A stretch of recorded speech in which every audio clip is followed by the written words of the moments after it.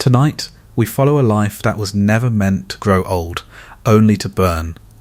A name carried not by years, but by echo, through war, through grief, through the quiet certainty of an ending already written. Before he could choose who to become, his fate had already chosen him. And in that knowing, something began to move toward glory and toward death at the same time. If this kind of storytelling brings you inner peace, feel free to like the video and subscribe, but only if it truly brings you peace. And let me know in the comments where in the world are you listening from, and what time it is for you right now. It's always strangely comforting to know who else is out there closing their eyes to the same story. So settle in. Let the world grow quiet, and let's dream together for a while. Before his name was spoken in fear, it existed as a possibility. A life not yet lived, but already measured. The world into which he would arrive did not wait for him. It moved as it always had, gods above, mortals below, and between them a quiet tension that shaped everything unseen. Yet somewhere within that movement a choice had already been placed. Not his. Never his. There are lives that unfold slowly, discovering themselves over time, and there are lives that are known before they begin. His was the latter. A future divided in two, one path long, unremarkable, dissolving gently into obscurity. The other brief, luminous, ending in something that would not fade. Not life, but memory. Not presence, but echo. This is the condition of his existence, to live or to be remembered. But such choices are never as simple as they appear. For what is a life if it is not seen? And what is remembrance if it comes at the cost of everything that could have been? Before he takes his first step, before he lifts a weapon, before the world begins to speak his name, there is only this quiet division, a boundary. One that does not wait for him to reach it, one that moves toward him, slowly as he grows. His mother knows. She sees what others cannot, not in detail, not in certainty, but in shape, in inevitability. She understands that what has been set cannot easily be undone, and yet she resists it, not openly, not with defiance that could change the will of the world, but with something quieter, delay, protection. The fragile hope that what is known might somehow be avoided. But fate does not demand. It waits. It allows the illusion of choice to remain intact, even as the outcome draws closer. And within that illusion, life begins. He is born not into freedom, but into direction. Every step he will take already leans toward something. Every moment carries weight before it is even lived. And yet, he will laugh. He will learn. He will stand in the sun as though time belongs to him. This is the quiet irony, that a life destined to end early still begins as all lives do. Unaware, unburdened, for a time. But time does not remain untouched. It gathers, it shapes. It reveals what was always there, waiting beneath the surface, and when it does, there will be no turning back, only the path that leads forward, towards something that cannot be avoided, towards something that will outlive him, not as life, but as name, and names do not die in the same way. Some lives begin in uncertainty, his does not. Before he takes form in the world, before breath settles into his body, something has already been spoken. Not to him, not for him, but about him. A quiet knowing that moves through those who can see beyond the present, and into what has already begun to take shape. A prophecy does not demand belief. It does not ask to be followed. It simply exists, and once it exists, it does not leave. The words are not long. They do not carry detail. They do not describe the steps he will take or the moments that will define him. They offer only a division. A life stretched across two possibilities. One path leads forward in time, long, unremarkable, dissolving gently into years that pass without resistance. A life that continues, but does not echo. A life that remains and is forgotten. The other path burns, brief, bright, ending not in silence, but in something that lingers. A name carried beyond the body that held it. A presence that does not remain, but does not disappear. This is what is given, not a future, but a choice between endings. And even this choice is not placed in his hands, not yet, for he is not aware. He does not stand at the edge of this division. He moves within a beginning that feels untouched, free, unwritten. This is the illusion that protects him, that allows him to grow without the weight of what has already been decided. But others carry that weight. His mother hears it, not as a distant possibility, but as something immediate, something that settles into her like a quiet fracture. Thetis does not accept it. She does not look upon the prophecy as something fixed, something that must unfold as it has been spoken. She resists, not with force, not with defiance that could alter what has already been revealed, but with something quieter. Delay, protection. The fragile hope that what is known might somehow be avoided. For a mother does not measure life in memory. She measures it in presence, in breath, in the simple continuation of days that do not end too soon. And this prophecy threatens that. It places an end before the beginning is even settled. It gives shape to something she cannot hold. And so she moves around it, not confronting, not accepting, but holding her son closer to the present, as though the future might lose its way if she does not look at it. He grows, unaware. The world opens before him as it does for all children, wide, unmeasured, filled with moments that carry no visible cost. He learns, he moves, he exists within time as though it belongs to him. This is necessary, for knowledge would change him. If he felt what waited, if he understood that his life would not stretch forward like others, he would not move freely, he would not become what he must. And so the prophecy remained where it began, outside him, around him, waiting. The world does not shift to reflect it, the sky does not darken, the earth does not tremble, nothing in his surroundings reveals what has been spoken, and yet something beneath it all has already begun. Time moves, quietly, steadily, carrying him forward, closer to the moment where what was said will meet what is lived. This is the nature of prophecy. It does not chase, it does not press, it waits, allowing life to unfold as though nothing has been decided, even as everything moves toward a single point. Thetis watches, not as others do.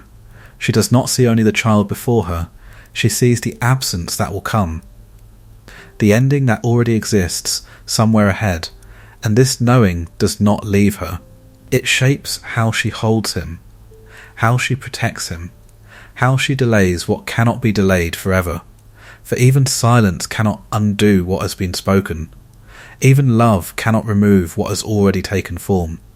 The prophecy remains, unchanged, unmoved, and as he grows, as he begins to step beyond the quiet edges of childhood, it draws closer, not as threat, not as force, but as something inevitable, a path that does not appear until it is already beneath his feet.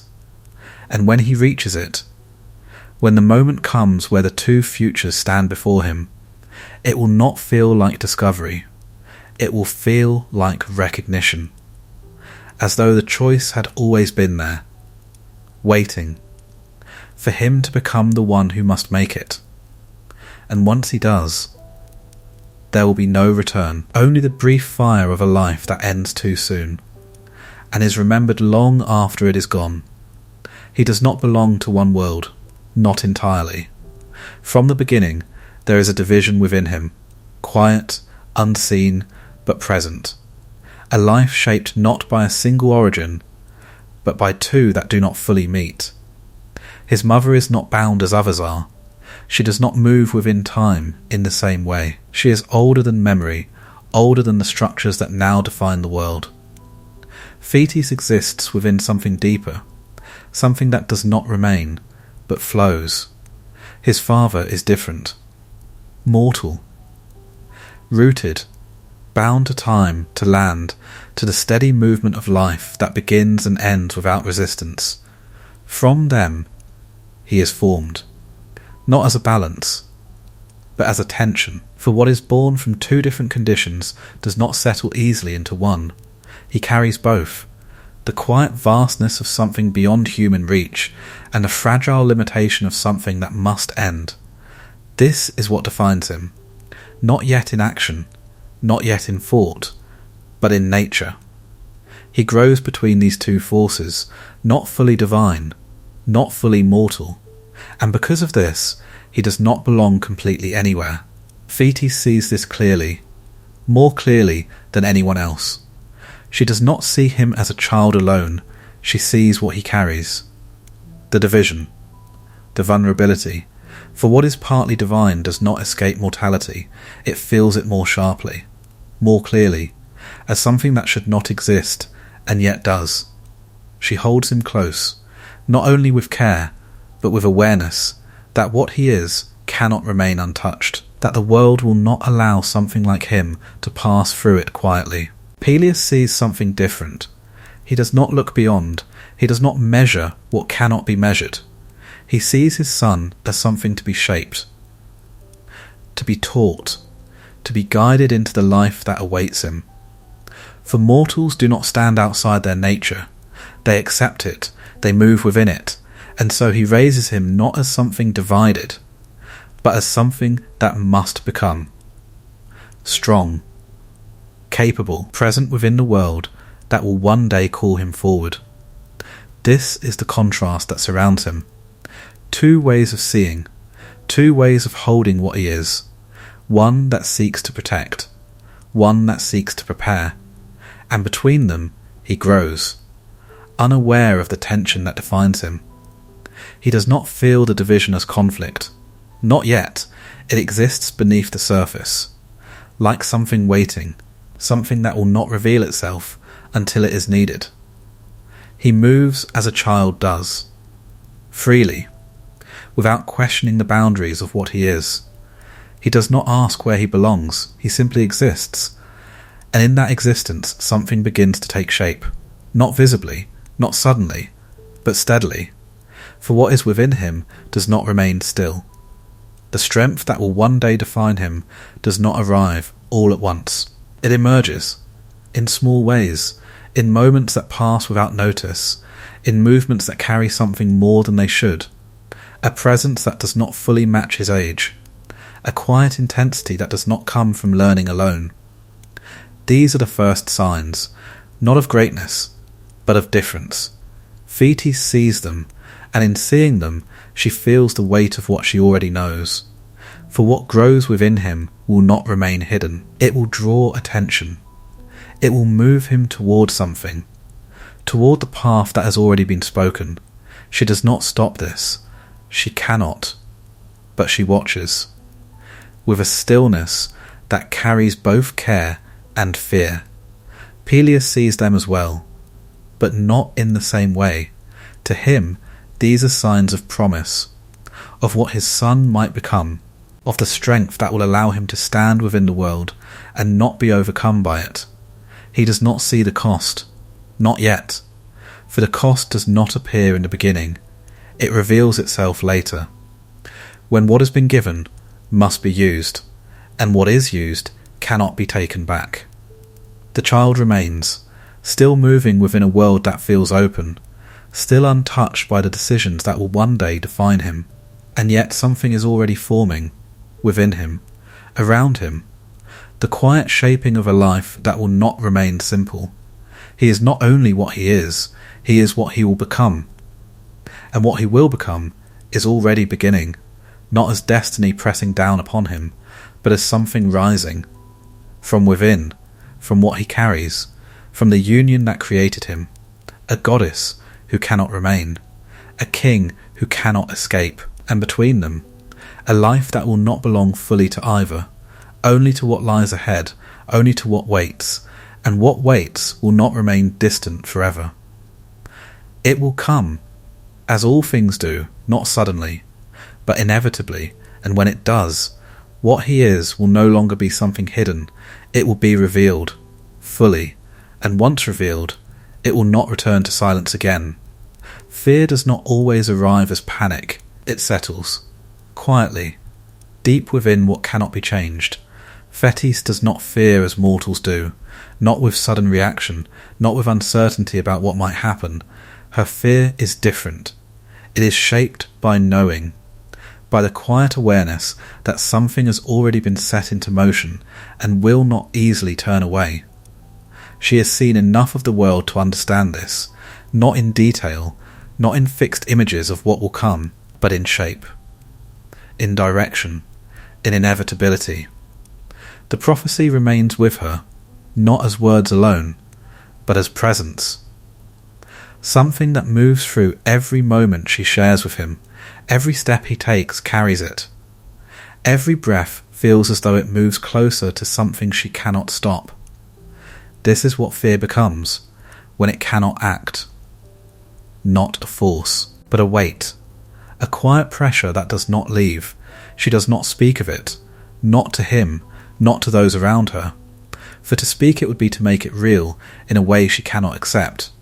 And yet silence does not remove it, it deepens it. For what is unspoken does not disappear, it remains, closer, more constant. Achilles grows, unaware of what watches him, unaware of what his mother carries. He moves as though the world is open, as though time belongs to him. And this is what she cannot bear, not his innocence, but the fragility of it. For innocence, once lost, does not return. And she knows it will be lost, not slowly, not gently, but in a moment that will change everything. This is what she fears, not death alone, but the transformation that leads to it, the path that will draw him towards something he cannot escape. She does not confront fate, she does not challenge it as something external. She moves around it, carefully, quietly, seeking places where it might not reach, seeking ways to delay what cannot be undone. This is her resistance, not open defiance, but avoidance, a refusal to let what has been spoken become immediate.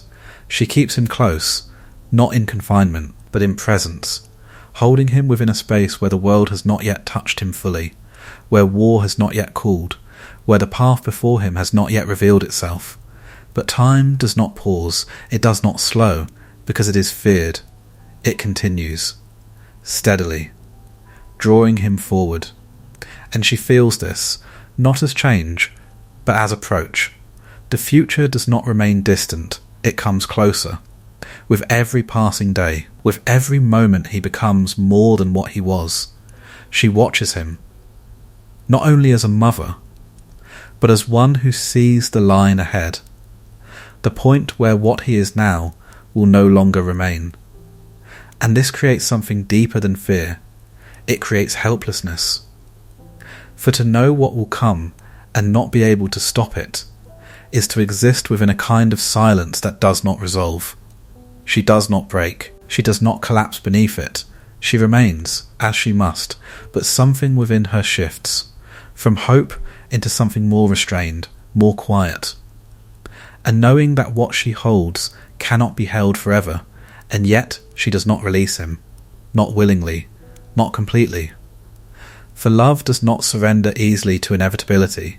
It resists, even when resistance changes nothing. This is her struggle, not against fate, but against the space it occupies within her, the part of her that refuses to accept what she already understands. Achilles does not see this. He cannot. He feels only her presence, her closeness, her attention that does not waver. But he does not know why. He does not know what it is protecting him from. For what is being protected has not yet arrived. This is the quiet cruelty of fate, that it allows life to unfold normally, even as it moves towards something that will break it. She stands within this, between what is now and what will be, holding both, unable to choose one over the other, unable to let go, unable to stop. And so she remains, watching, waiting, carrying the knowledge that what she fears is not something that might happen, but something that will. And when it does, it will not ask her to accept it, it will simply arrive. As all things that cannot be avoided do, quietly, inevitably, and completely. There are moments when fear becomes action, not loud, not desperate, but precise. Thetis does not confront fate with words, she does not ask it to change. She seeks instead a place where its reach might be weakened, not removed, but altered. The river Styx does not belong to the living, it moves at the edge of something else, between worlds that do not fully meet. Its waters are not gentle, they do not cleanse, they bind. What touches them is changed, not in form, but in condition, made resistant, untouched by what would otherwise pass through it. This is what she seeks, not immortality. She knows that cannot be given, but something close enough to it, a body that will not break easily, a life that will not end quickly, a way to delay what has already been spoken. She brings him there, not as a child who understands, but as one who is carried, held. Unaware of what is about to take place, the world does not mark this moment, no sound rises, no presence gathers to witness it. It happens quietly, as though such acts must remain unseen. She lowers him into the water, carefully, deliberately, not as one who experiments, but as one who knows what must be done. The river does not resist, it does not question, it receives, and in receiving it alters. The water touches him, encircles him, moves across his form without hesitation, and where it touches, something changes, not visibly, not in a way that can be seen, but in a way that remains, a protection, a resistance to what would otherwise take him. For a moment it seems complete, as though what she has done has reached its end, as though the future has been shifted. But nothing is ever complete, not entirely, for even the most careful act leaves something behind, something small, something unnoticed. His heel remains untouched, held above the water, gripped by the hand that sought to protect him. It is not intentional, not a decision, but a necessity, for she cannot release him entirely, she cannot let go, and in that holding something is left unchanged, a single point, a place where what has been given does not reach. The river does not correct this. It does not extend itself beyond what it has been allowed to touch. It remains within its boundary. And the moment passes. She lifts him from the water. No sign marks what has occurred. No visible change reveals what has been done. He remains as he was, to all who would see him. But beneath that appearance, something has shifted. He is no longer entirely vulnerable, but neither is he untouched by what remains. This is the nature of protection. It is never complete, it cannot be. For what seeks to preserve must still work within what is possible, and what is possible always carries limitation. Thetis holds him again, closer, as though the act has brought him further from what she fears, but something within her knows, not clearly, not in certainty, but in feeling, that what has been done has not undone what waits, it has only changed its shape. The prophecy remains. Unbroken, unmoved. It does not dissolve in the presence of the river. It does not retreat. It continues, as it always has, but now it carries something new. A condition, a boundary, a place where it will one day find its way. Achilles does not know this. He does not feel the difference. He moves forward as he always has, unaware that his body now carries both protection and its absence. This is the quiet irony, that what was meant to save him has also defined how he will fall. Not yet, not soon, but eventually. For what remains untouched does not disappear. It waits. Thetis turns away from the river, not in peace, but in temporary stillness. She has acted, she has done what she could, and for a moment that is enough. But action does not erase inevitability, it only delays it, shapes it, gives it form. The water settles, the world continues, and the child grows, carrying within him something that will not be seen until it is too late to change, a strength that cannot be broken, and a single place where it can, and when that place is found, it will not matter what the rest of him has become.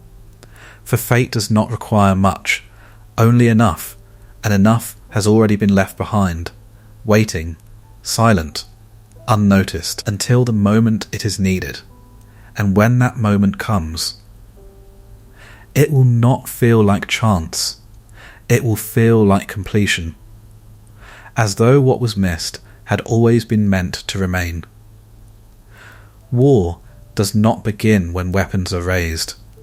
It begins much earlier, in quiet expectations, in the shaping of a life towards something it has not yet seen.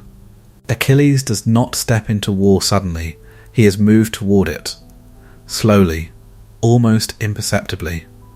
As he grows, the world around him begins to narrow, not visibly, not in a way that takes freedom from him, but in the way that certain paths begin to feel more present than others. Strength is noticed, not praised loudly, but acknowledged. A movement that carries more weight than it should, a presence that does not match his age. These things do not go unseen, they gather, forming an image of what he might become. Peleus sees it clearly, not as danger, but as promise. For in the world of men, strength is not something to be hidden, it is something to be shaped, directed, prepared. He does not raise his son for stillness, he does not guide him toward a life that fades quietly. He prepares him, not for war itself, but for what leads to it. Discipline, endurance, the ability to stand where others fall. These are not lessons spoken all at once. They are woven into daily life, into movement, into repetition, into the quiet understanding that what he is becoming carries expectation. Achilles does not resist this, he does not question it, for he does not yet see where it leads. To him, it is simply growth, a natural unfolding of what he is able to do. But ability does not remain neutral, it draws direction, and direction draws purpose. Thetis watches this with a different understanding. She sees the same strength, the same presence, but she does not see promise. She sees approach. Each sign of growth feels like a step closer to what she fears. Each moment where he becomes more capable feels like a movement towards something that will take him from her. She does not stop his training. She does not stand between him and what he is becoming, for she knows she cannot. But she remains aware, watching not the present alone, but what it is leading toward. This is the quiet divide. What is seen as preparation by one is seen as inevitability by another, and between these two understandings, he continues to grow. The world beyond him begins to shift as well. Conflicts rise. Tensions form between lands, between kings, between forces that do not remain still. These movements do not yet reach him. But they exist, gathering, waiting. War does not appear suddenly, it builds, quietly, until it can no longer be ignored. Achilles does not yet hear this. He does not yet feel the pull of something beyond his own life. But it is there, already forming the space he will one day step into. His name is not yet known, not yet spoken with weight, but it begins to carry something among those who see him, among those who recognize what is forming, a quiet expectation, not of who he is, but of what he will become. This is how destiny begins to take shape, not as force, not as command, but as alignment, a life moving in a direction without needing to be pushed. Thetis feels this alignment, and it unsettles her, for it does not resist, it does not falter, it continues, as though the path ahead has already been accepted even before it is known. She does not speak of this. She does not try to turn him away, but something within her begins to shift, from delay into preparation of a different kind, not to guide him toward what waits, but to hold him for as long as possible before he reaches it. Achilles remains unaware. He moves through his days with the certainty of youth, with the belief that what lies ahead will reveal itself in time, and it will, but not as something distant, not as something optional. War does not wait for readiness. It arrives when it must, and when it arrives, those who are able are called. This is what begins to settle around him, not visibly, not yet, but in the shape of his life, in the direction of his growth, in the quiet understanding that what he is becoming has a place. And that place is not peaceful, it is not still, it is not long. It moves toward something else, something that will require all that he is, and more. He is still a child, still untouched by what waits, but the world is no longer entirely distant from him. It begins to draw closer, slowly, inevitably, and when it does, what has been forming within him will no longer remain unseen. It will step forward, into the place that has been waiting for it, and once it does, there will be no turning away, only the path that has been shaping itself all along, toward war, and toward the life that cannot remain untouched by it. There are places where the world softens, not in silence, but in distance. Away from the movement of kings and conflict, away from the rising tension that gathers beyond the horizon, there exists a different kind of space. One that does not rush, one that allows something to form without being immediately claimed by what waits outside it. This is where he is taken, not to escape what will come, but to delay its touch. Chiron does not belong to the world of men, nor entirely to that of the gods. He exists between, as something that understands both, without being contained by either. He does not shape warriors alone, he shapes what lies beneath them. The mind, the restraint, the quiet awareness that strength without control becomes something else, something destructive. Achilles arrives not as a warrior, not yet. He comes as something unfinished, something that carries potential without knowing what it will become. Chiron does not rush this. He does not impose form too quickly. He allows the boy to remain as he is, for a time, to move, to observe, to exist within a place where the world does not demand anything of him. This is the beginning, not of strength, but of understanding. The lessons do not come as commands. They do not arrive as instruction alone. They unfold through repetition, through quiet moments that do not appear significant, but remain. Achilles learns to listen, not only to words, but to the world around him, to movement, to stillness, to the space between action and response. This is where control begins, not in force, but in awareness. Chiron teaches him to fight, but not immediately, not as the first thing. For to learn to strike without understanding is to move without direction, and direction is what defines strength. He learns patience, the kind that does not come easily, the kind that resists the impulse to act before the moment has fully formed. This is difficult, for within him something already moves quickly, a presence that does not wait, that does not hesitate. Chiron sees this, and does not suppress it. He shapes it, gently, allowing it to exist, while guiding it into something that can be held. Achilles begins to change, not visibly, not in ways that draw attention, but within. His movements become more precise, his actions more measured. The quiet intensity that once moved without form begins to take shape. He learns the body, not as something that simply moves, but as something that can be directed. Every motion begins to carry intention. Every step begins to align with something beyond itself. This is where strength begins to gather, not in size, not in force alone, but in control, in the ability to hold back as much as to act. Chiron does not speak of destiny. He does not name what waits beyond the mountains. He does not place the weight of the future upon the boy. He teaches only what is present, what is needed, what can be learned before the world begins to demand more. And yet, something within these lessons moves toward that future, quietly, inevitably, for what is being shaped here will not remain in this place.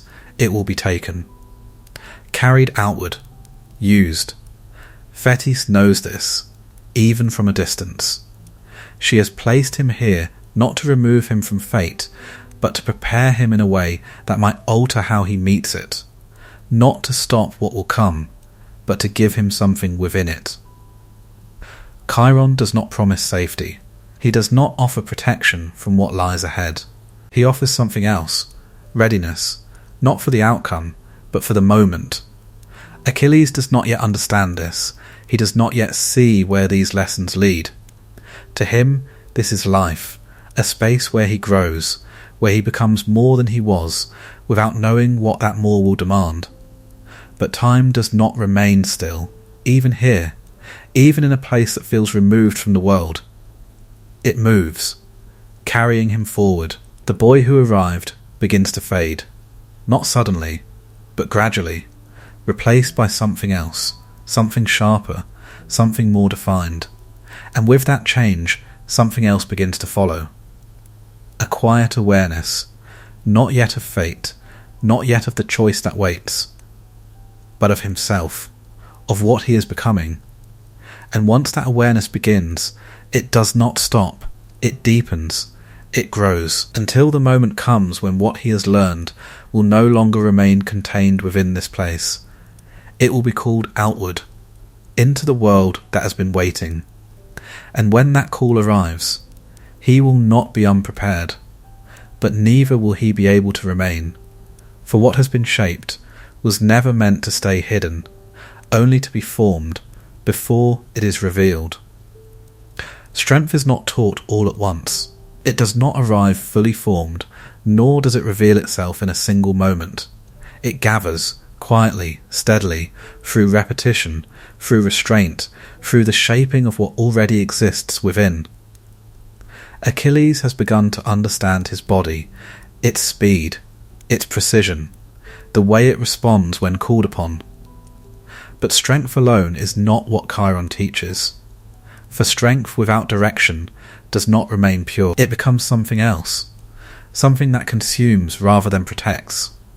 And so the lessons deepen, not outwardly, but inwardly. He learns not only how to strike, but when not to. This is more difficult. To hold back what is ready to move, to remain still when movement feels natural, to wait when waiting offers no immediate reward. This is where discipline begins, not as control imposed from outside, but as something chosen within. Chiron does not praise him easily. He does not mark progress with words. He allows silence to carry the weight of what has been understood.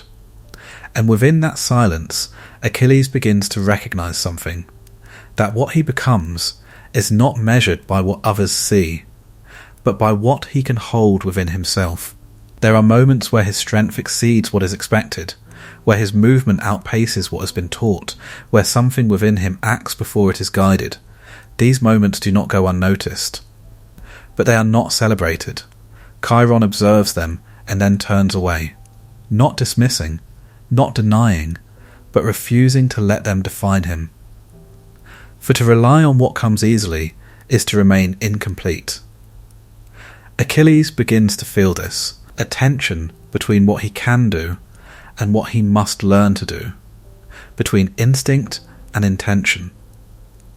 This is where honour begins to take shape, not as a rule, not as something spoken and memorised, but as a quiet boundary, an understanding that strength carries responsibility, that what he is able to do must be held carefully, for once released, it cannot be taken back. Honour is not given, it is formed.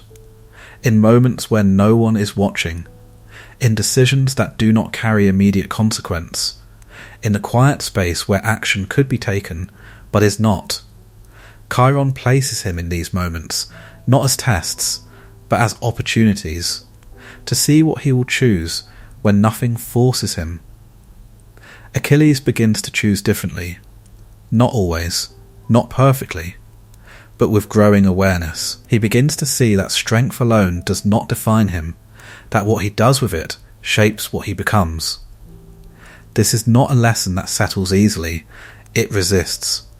For within him there is still something that moves quickly, something that seeks action, that does not naturally wait, and yet he learns to slow it, to hold it, to guide it. This is where mastery begins, not in movement, but in restraint. The world beyond this place continues to shift, unseen, unfelt, but present. War gathers, quietly, as it always does, and what is being formed within him will one day meet it. Chiron knows this, but he does not speak of it, for to speak of it would be to narrow the lessons into something specific, something limited, and what Achilles must learn is not only for war, it is for himself, for the moments where choice matters more than skill, for the moments where what he feels must not dictate what he does. This is what honour prepares him for, not victory, not survival, but consequence. The understanding that every action leaves something behind, and that what is left cannot be undone. Achilles does not yet fully understand this. He feels it, in fragments, in moments that linger longer than they should, but he has not yet lived it. He has not yet stood in a place where the weight of his choices becomes real. That will come later, when the world no longer allows him to remain within learning, when action replaces instruction, and consequence replaces possibility. For now, he continues, between strength and restraint, between instinct and control, between what he is and what he is becoming, and in that space, something begins to settle. Not certainty, not peace, but awareness, the quiet recognition that what he carries is not simple, and that how he uses it will shape more than himself. This is the beginning of honour, not as a title, not as something given, but as something that must be held, carefully, deliberately, and once held, never easily released. For what he is becoming will not remain contained within this place. It will be carried outward, into a world that does not teach, but demands. And when that demand arrives, what he has learned here will be all that stands between him and what he might otherwise become. Greatness does not arrive as a single moment. It does not declare itself. It reveals itself quietly, in fragments. At first it is difficult to distinguish, a movement that seems slightly faster than it should be, a reaction that arrives before thought, a presence that lingers even when nothing has been said. These things pass unnoticed by many, but not by those who are watching closely. Achilles does not feel himself becoming anything extraordinary. He moves as he always has. Within the rhythm of training, within the quiet repetition that shapes his days. And yet, something begins to separate him. Not in effort, not in intention, but in result. What takes others time comes to him quickly. What requires explanation settles within him without resistance. It is not that he tries harder, it is that something within him responds differently. Chiron sees this, not as surprise, but as emergence, the form that was always there, beginning to reveal itself. He does not speak of it, he does not name it, for to name it too early is to distort it, to turn it into expectation. An expectation alters what would otherwise grow naturally. So he allows it to appear, to develop, without interruption. Achilles begins to notice something, not in himself directly, but in the space around him, the way others watch, the way silence changes when he moves. a quiet awareness that something is being seen, even when nothing is said. This is the first recognition, not of greatness, but of difference. And difference does not settle easily. It creates distance, not through intention, but through perception. He does not stand apart. He does not seek separation. And yet it forms, subtly, in the way others measure themselves against him, in the way comparison begins without being spoken. This is how greatness begins to isolate, not through pride, but through contrast. Chiron does not allow this to take root. He does not let Achilles define himself by what others cannot do. He returns him to the same discipline, the same repetition, the same restraint. For what emerges naturally must still be shaped. Otherwise it turns, becomes something unstable, something that moves without control. Achilles continues. But something within him has shifted, a quiet awareness of what he is capable of. Not fully understood, not fully accepted, but present. This awareness does not yet carry pride, it carries something else. A pull, a sense that what he is becoming is not meant to remain here, that it belongs to something beyond this place. This is the first hint, not of destiny, but of direction. The world beyond begins to press closer, not physically, but in feeling, as though something is waiting, something that will require what he is becoming. Thetis feels this as well, even from afar, the change, the growth, the quiet emergence of something she cannot hold back, and with it her fear deepens, for what reveals itself cannot be hidden again. Once seen, it draws attention. Once recognised, it calls. Achilles stands at the edge of this recognition, not fully aware. But no longer untouched, he begins to move with more certainty, not because he understands himself, but because his body does, because what he has learned has begun to align with what he is.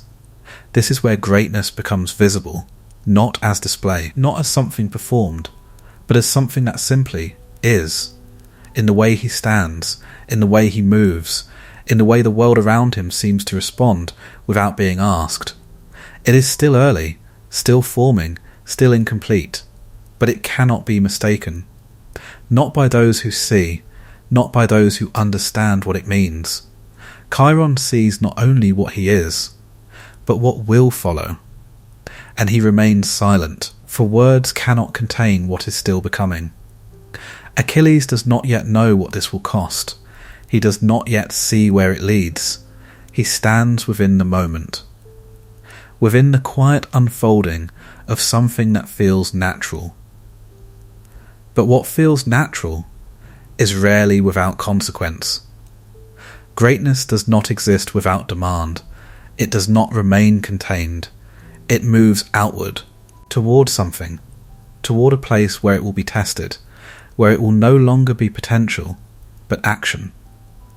That place is not here, not yet, but it is coming, slowly, inevitably, and when it arrives, what has begun within him will not remain unseen. It will step forward, fully, and once it does, there will be no return to what he was before, only the continuation of what he has become, and what he has become will not remain his alone. It will belong to something larger, something that has already begun to call, even now, in ways he cannot yet hear, but soon will not be able to ignore. There comes a moment when knowing becomes action, not to face what is known, but to avoid it. Thetis has watched long enough. She has felt the quiet approach of what cannot be stopped, seen the shape of her son forming into something the world will not ignore. And with that recognition, something within her shifts, from delay into concealment. If fate cannot be broken, perhaps it can be misplaced. Achilles is taken from where he has been shaped, removed not by force, but by care, carried away from the path that has begun to reveal itself, toward a place that does not call his name, Skyros is not a place of war. It does not gather armies. It does not echo with the tension that is rising elsewhere. It remains still, removed. A place where something might remain hidden if it can be made to disappear. But he cannot disappear as he is. What he has become cannot simply be placed out of sight.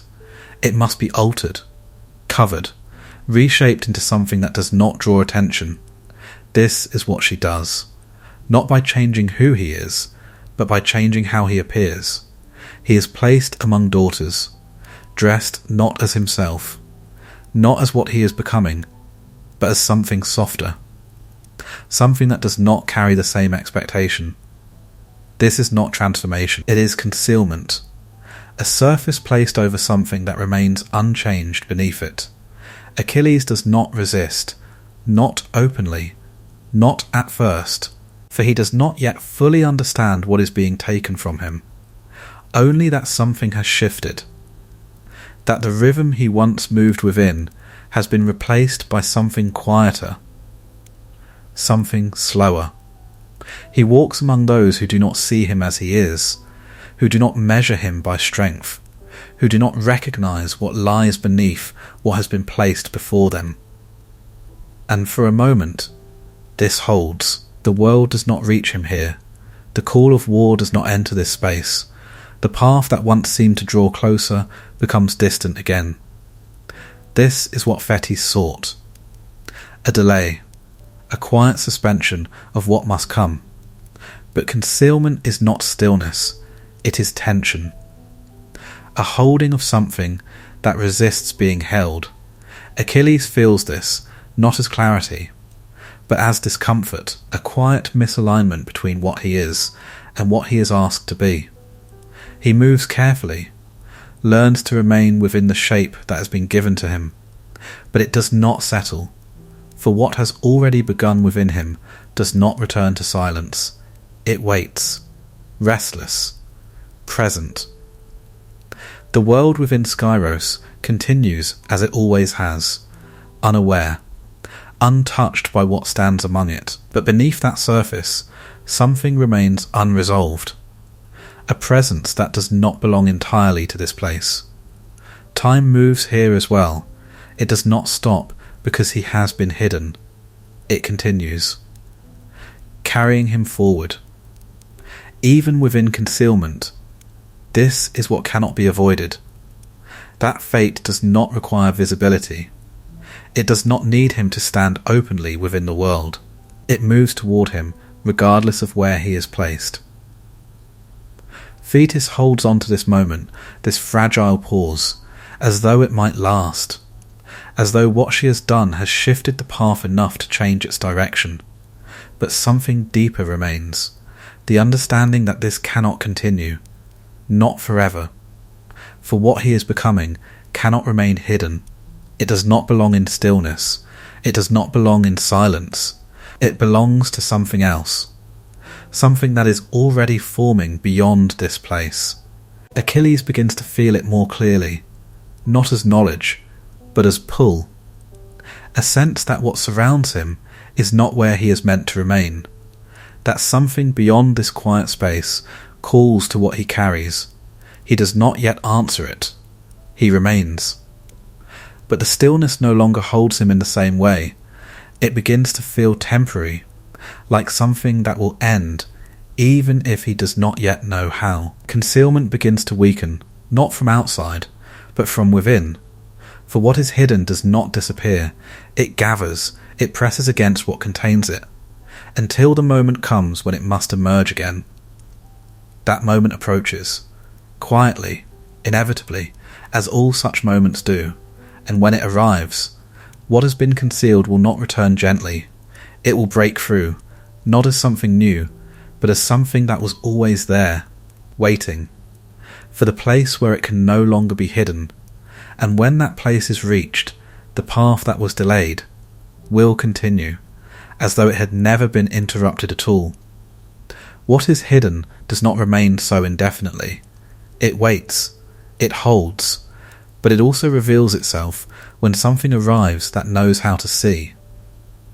Skyros has remained still, untouched, a place where what has been concealed has not yet been found. But stillness does not protect forever, for beyond it the world continues to move. And in that movement, questions begin to form. The war that gathers cannot begin without him. Not fully, not as it is meant to.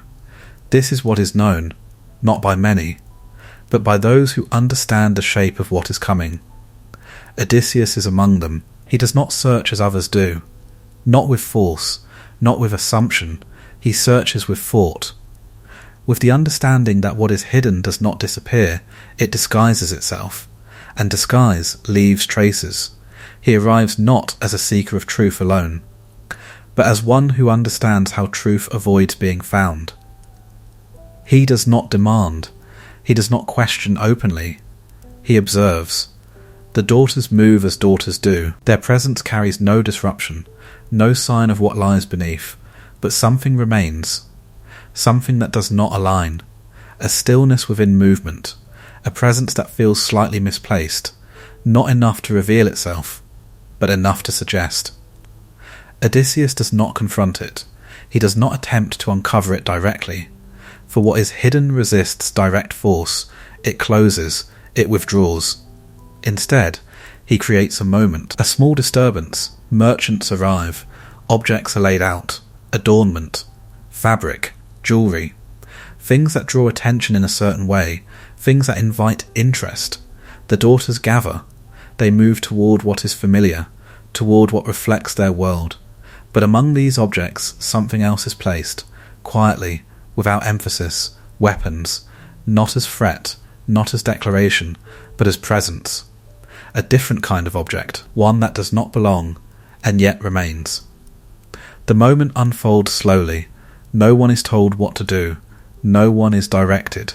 Choice is allowed to reveal itself. The daughters reach for what they know, for what aligns with their place.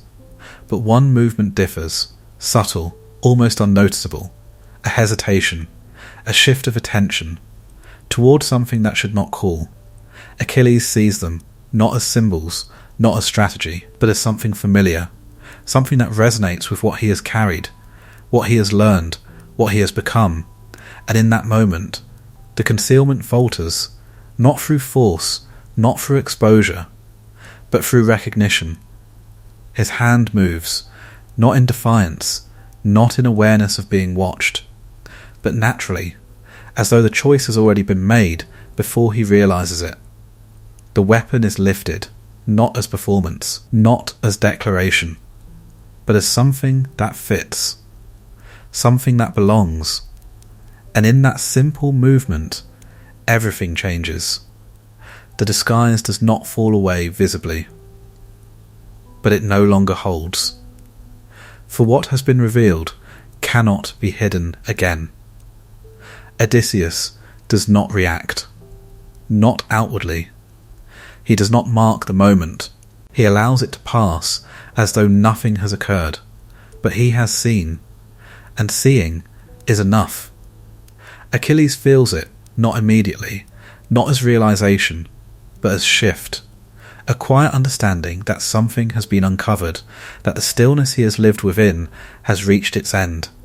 The world begins to return, not physically, but in presence, in awareness, in the sense that what lies beyond this place is no longer distant. Thetis is not there, she does not witness the moment, but its effect reaches her, in the quiet breaking of what she has held together. For concealment, once undone, cannot be restored.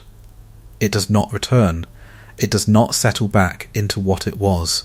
It opens, and once open, it remains. Achilles stands within this opening, no longer hidden, no longer removed. What he is has been seen, and what has been seen will be called. Odysseus does not force him, he does not command, he does not need to. For the moment itself has already done what was required, it has revealed, and revelation carries its own consequence. The path that was delayed resumes, not abruptly, not violently, but with certainty, as though it had only been waiting for this, for the moment where what was concealed steps into light. Achilles does not resist, not because he cannot, but because something within him recognises this, not as loss, but as return. A return to what has been forming within him all along. The world beyond Skyros calls, not loudly, not urgently, but clearly, and he hears it now, without confusion, without distance, and once heard, it does not fade, only deepens, until it becomes something that cannot be ignored, something that must be followed. And when it is, the stillness of hiding will become memory, and the path ahead will begin, fully, irreversibly, as though it had never been delayed at all. A call does not always sound like a command. It does not always arrive with urgency, or with force that cannot be resisted. Sometimes it comes quietly, as a recognition, a moment where what has been forming within begins to align with something beyond it. Achilles does not hear it as others might, not as duty, not as obligation imposed from outside. He feels it, as something that has been waiting, now revealed. The war has already begun to gather. Far from him, beyond the quiet spaces that once held him, the world has shifted into motion. Kings have spoken, alliances have formed, promises made long ago have returned, not as memory, but as requirement, and within all of it, his name exists, not yet spoken by him, but carried by others.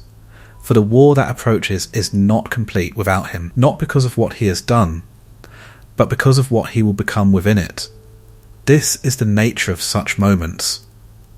That one is called not for who they are, but for what they are meant to be. Odysseus does not persuade him with argument. He does not force him with demand. He reveals what is already known.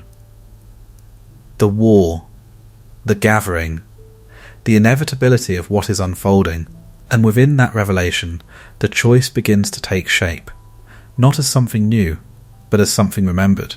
The prophecy returns, not as distant words, but as presence. A division that once existed outside him now stands before him.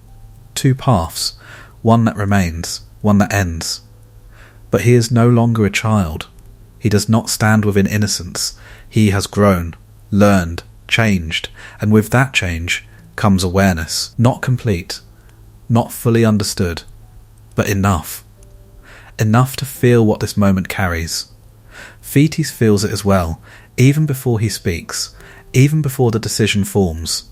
She knows, for this is what she has feared. Not the war itself, but the moment where he will choose it. She does not stop him. Not openly.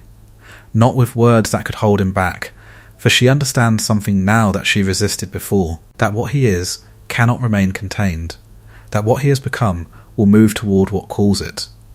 This is the quiet surrender, not to fate, but to the truth of what stands before her. Achilles stands at the edge of this moment, not yet stepping forward, not yet turning away, but no longer unaware. The world feels different now, closer, heavier, as though every movement carries consequence. He does not rush. He does not act without thought. For the first time, the future is not open. It is defined, two paths, one life that continues, one life that burns, and he feels both, not as ideas, but as weight. The first offers time, years that stretch forward, a life that remains untouched by what gathers beyond, a life that fades, but endures. The second offers something else, not time, but intensity, a life that does not last, but does not disappear, a name that remains, long after the body that carried it is gone. This is the choice, not between life and death, but between obscurity and remembrance, between presence and echo. He does not choose lightly, but neither does he hesitate forever, for something within him has already begun to lean, toward one, toward what calls more strongly, toward what aligns with what he has become. This is not impulse, it is recognition, a quiet understanding that what he carries belongs to that path, that to turn away would be to deny something essential within himself. And so, he steps forward, Not with declaration, not with certainty free of doubt, but with acceptance of what this means, of what it will take, of what it will end. Thetis feels this, not as surprise, but as confirmation. The moment she has feared has arrived, and it has not been avoided, it has only been delayed. She does not follow him, she does not stop him, she remains, as one who has already begun to grieve what has not yet been lost. Achilles leaves, not as a child, not as something hidden, but as what he has become. The path ahead opens, not wide, not welcoming, but clear, and once entered, it does not turn back. The war waits, not for him alone, but he will change it, as it will change him. This is the beginning, not of battle, but of becoming. For what he has chosen will not leave him unchanged, it will shape him, define him, and carry him toward the end that has always been there, waiting. And now no longer distant. Departure is not a single moment. It begins before the body moves. In the quiet separation from what has been known, and the gradual turning toward what has not yet been lived. Achilles stands at the edge of this turning. The shore holds him for a moment longer. Behind him, the world that shaped him begins to recede, not physically, not yet, but in feeling. The places that once defined his movement now feel distant, as though they belong to something already completed. Before him, the sea opens, wide, unmeasured. It does not promise, it does not reveal what waits beyond it, it only carries. This is where the journey begins, not in certainty, but in movement. The ships gather, not as a single force, but as many brought together by something that binds them loosely and yet completely. Kings, warriors, names that carry their own weight, their own histories, their own expectations. They do not arrive as one, they arrive as separate wills, aligned by something that does not fully unite them. Achilles moves among them, not yet above, not yet distinct, but not unseen. There is a quiet awareness that follows him, not spoken, not declared, but present. A sense that something within him does not belong entirely to the same measure as others. He does not claim this, he does not step forward into it, he remains within himself. But what he carries begins to gather attention. The sea does not wait, the ships leave the shore, slowly at first, then with purpose. The land begins to fall away, not abruptly, but steadily, until it no longer holds him. This is the crossing. Not only of distance, but of condition, for what lies behind him cannot be returned to unchanged, and what lies ahead will not allow him to remain as he is. The movement of the sea is constant, endless. It does not rush, it does not resist. It carries all who enter it, without distinction. Day and night pass without clear boundary. The horizon remains the same, unbroken, unyielding, and within this stillness something begins to deepen. Achilles does not fill the silence with thought. He does not question what lies ahead, but he feels it, as presence, as weight. The path he has chosen no longer exists as an idea, it surrounds him now, in the water, in the distance, in the quiet understanding that each moment carries him closer to something that cannot be undone. Glory is not yet visible, it does not appear on the horizon, it does not reveal itself as something waiting, it remains unseen, and yet it is already present, not as reward, but as direction, a force that moves him forward, not through desire alone, but through alignment. For what he has chosen now begins to shape him. The others speak of victory, of honour, of what will be gained. Their words move across the surface, but beneath them something else remains, unspoken. A quiet awareness that what lies ahead will not be simple, that what is taken will not be without cost. Achilles does not speak of this, but he feels it, not as doubt, but as depth. A recognition that what he moves toward will not leave him untouched. The sea continues, unchanged, as though indifferent to what it carries, and perhaps it is, for it does not alter its movement for those who cross it. It does not slow, it does not reveal, it remains, constant, until the land appears again, distant at first, barely visible, then slowly taking form. Troy. Not yet a battlefield, not yet a place of conflict, but a presence, a destination that has drawn all of this into motion. Achilles sees it, not as an end, but as a beginning, for what he has chosen does not conclude here. It begins here, fully, irreversibly.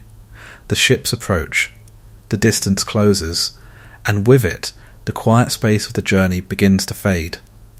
The stillness of the sea gives way to something else, something waiting, something that does not remain distant once reached.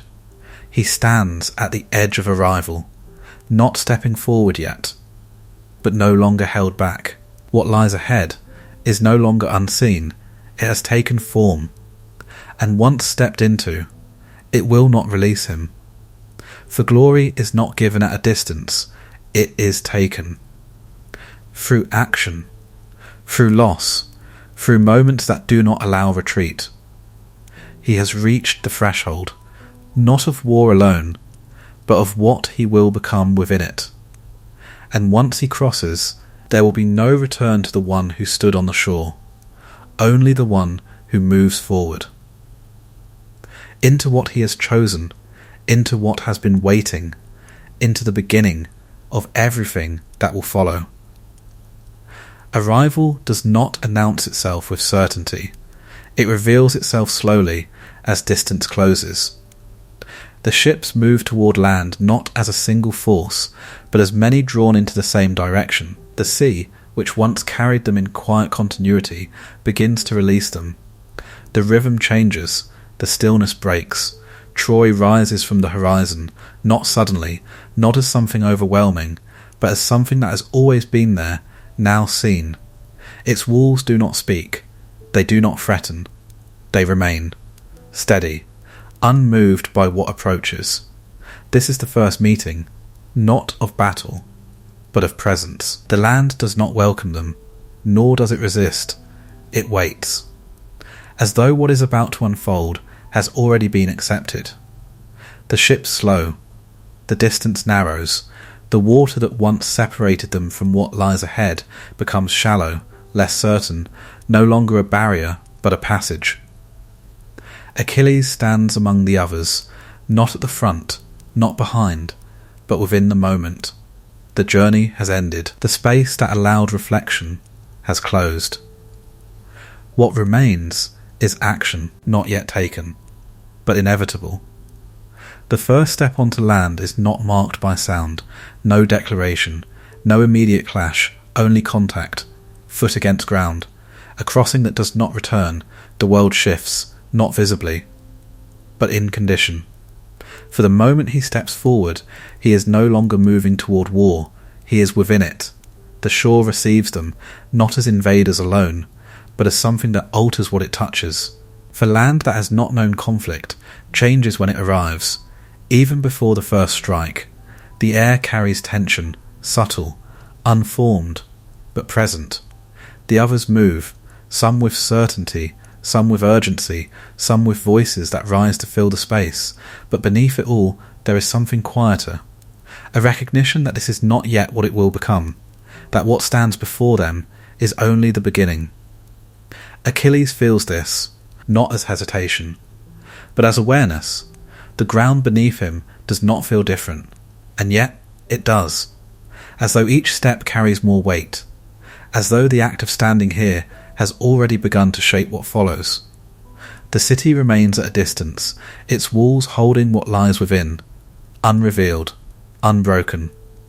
The war has not begun, not in the way it will be remembered, but something has shifted, irreversibly. The boundary has been crossed, and once crossed, it does not close again. There are moments of movement, of positioning, of preparation that does not yet become action. The armies begin to form, not as one, but as many, each carrying its own purpose, its own reason for being here. Achilles does not yet step forward as something separate. He remains within the whole, but what he carries does not remain unnoticed. It gathers quietly, like something waiting for its moment. Thetis is not here, but her presence lingers, not physically, but within him, within what he knows and what he has chosen. The path has led him here, and now it continues, not outward, but inward, into something that will not remain contained. The first clash does not come immediately. War does not begin with a single blow. It gathers, it builds, it waits for the moment where restraint no longer holds. That moment has not yet arrived. But it is close. Achilles stands at its edge, not yet moving, but no longer still. For stillness, once broken, does not return. It becomes something else. Movement, action, inevitability. The land holds him, not gently, not harshly, but completely. He belongs to this moment now, not to what came before, not to what could have been, but to what is about to unfold. The shore behind him no longer matters. The sea no longer separates. There is only forward, towards something that has not yet begun, but cannot be avoided. The first step has been taken, not as victory, not as defeat, but as beginning. And once begun, war does not remain distant. It closes, it surrounds, it becomes, and when it does, what stands within it will not remain unchanged. Achilles has arrived, not at an end, but at the place where everything begins to take form, and once it takes form, there will be no returning to what it was before, only the unfolding of what has already begun, quietly, inevitably, and without pause. War does not reveal itself all at once. It unfolds, in movements that begin small, then widen, then consume. The first clashes do not carry his name. They pass as many do, unseen beyond the moment, lost within the great emotion of armies meeting. Steel against steel.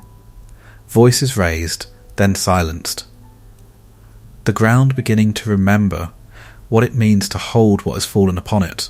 Achilles enters this not as something announced, but as something that emerges. At first he moves as he was taught, measured, controlled, each action aligned with intention. The discipline of Chiron remains within him, not yet broken, not yet overshadowed. He does not rush forward without thought. He does not act beyond what is required. But war does not remain within the limits of what is taught. It expands, it presses, it demands more than precision, it demands presence. This is where something begins to change. Not suddenly, but gradually. The moments between action shorten, the space for restraint narrows, the need to act begins to outpace the need to consider, and within that shift something rises, not unfamiliar, but no longer held in the same way.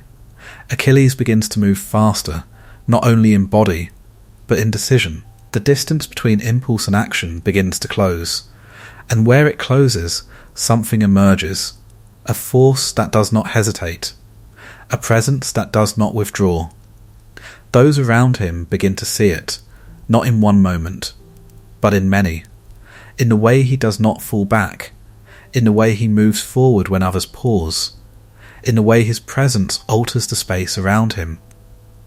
This is not yet legend, but it begins to gather, quietly, from those who witness, from those who feel what happens when he enters the movement. The enemies see it as well, not as name, not yet, but as disruption, a shift in the rhythm of battle. Where he moves, something changes. The line does not hold. The structure begins to bend, not because of numbers, but because of presence. He does not stand still. He does not wait to be met. He moves, and in moving, he creates space, breaks formation, alters what should remain stable. This is how the idea begins, not spoken, not declared, but felt. an awareness that something within him does not follow the same limits as others. The battles continue, day into day, each one carrying forward what the last began, and within them he changes further. The discipline remains, but it no longer contains him fully. Something else moves alongside it. Faster, less restrained, more immediate. This is where strength becomes something else. Not controlled alone, but expressed. Freely, without hesitation. This is where he becomes what others begin to name. Not yet in words, but in thought. The one who does not stop. The one who cannot be held back. The one who moves through war as though it does not touch him in the same way. This is how it appears. From the outside. But within him, something is shifting. He feels it. Not as loss of control, but as release. A loosening of what once held him steady. A movement that feels natural and yet different. More intense, more consuming. War begins to shape him. Not only as a place he moves within, but as something that moves within him. This is the quiet transformation, not from man into legend, but from restraint into something less contained. The others begin to follow him, not by command, but by instinct. For where he moves, the path opens, and where it opens, others step. This is how influence forms, not through authority, but through presence. He does not lead as kings do. He does not speak to gather others. He acts, and action draws them. The war continues, unchanged in its scale, unstopped in its motion, but something within it has begun to shift. His name begins to travel. Not far, not yet, but enough. Enough to be spoken, enough to be recognised, not as possibility, but as reality. Achilles, the one who does not yield, the one who does not fall, the one who moves through battle without being broken by it. This is how he becomes what he is, not in a single moment, but in accumulation, in repetition, in the steady unfolding of something that does not return once it has begun. He stands within it now, not at its beginning, but not yet at its end. The war has not reached its height, but he has begun to rise within it, and as he rises, something else follows, unseen, unspoken, but present. For what moves without limit does not remain untouched by consequence, and consequence does not always arrive immediately. It waits, as all things do, until the moment where what has been building must meet what it has become, and when that moment comes, what he is now will not remain the same. For what cannot be stopped will one day meet something that does not yield, and when it does, the movement will change irreversibly. A name does not become known all at once. It travels, quietly at first, carried by those who have seen to those who have not. Achilles does not speak his name into the world. He does not announce himself. He moves, and it follows. The battles continue, each one adding something, not only to the war, but to the idea of him. For what is repeated begins to gather shape, and what gathers shape begins to carry meaning. At first it is simple, a mention, a recollection, the one who stood where others did not, the one who moved when others held back. These are not yet stories, they are fragments, but fragments, when repeated, begin to form something whole. The soldiers speak, not loudly, not as proclamation, but in quiet exchanges between moments of rest, between one clash and the next. They speak of what they have seen, and what they have seen does not remain contained within them. It spreads. From one voice to another, from one group to the next, and with each telling, something shifts, not in truth, but in perception. For what is remembered is never exactly what occurred. It becomes something else, something shaped by feeling, by impact, by the way it altered those who witnessed it. Achilles begins to exist in two places, in himself and in the telling. These are not the same. In himself he remains, moving, acting, unaware of how he is being shaped by others. But in the telling, he becomes something larger, not yet beyond reach, but no longer contained within a single moment. This is where fame begins, not as declaration, but as distance, the space between what is and what is believed. His name carries further, beyond those who stand beside him, beyond those who see him directly. It reaches those who have not yet faced him, those who know him only through what has been spoken. And for them, he is not a man, he is something else. Something approaching, something that cannot be measured easily. The Trojans begin to hear it, not as truth, not as certainty, but as presence, a name that arrives before the one who carries it. This is how fear begins, not in the moment of encounter, but before it, in the anticipation, in the uncertainty of what will come. Achilles does not intend this. He does not shape himself to become something feared, but what he does creates it. And once created, it does not remain within his control.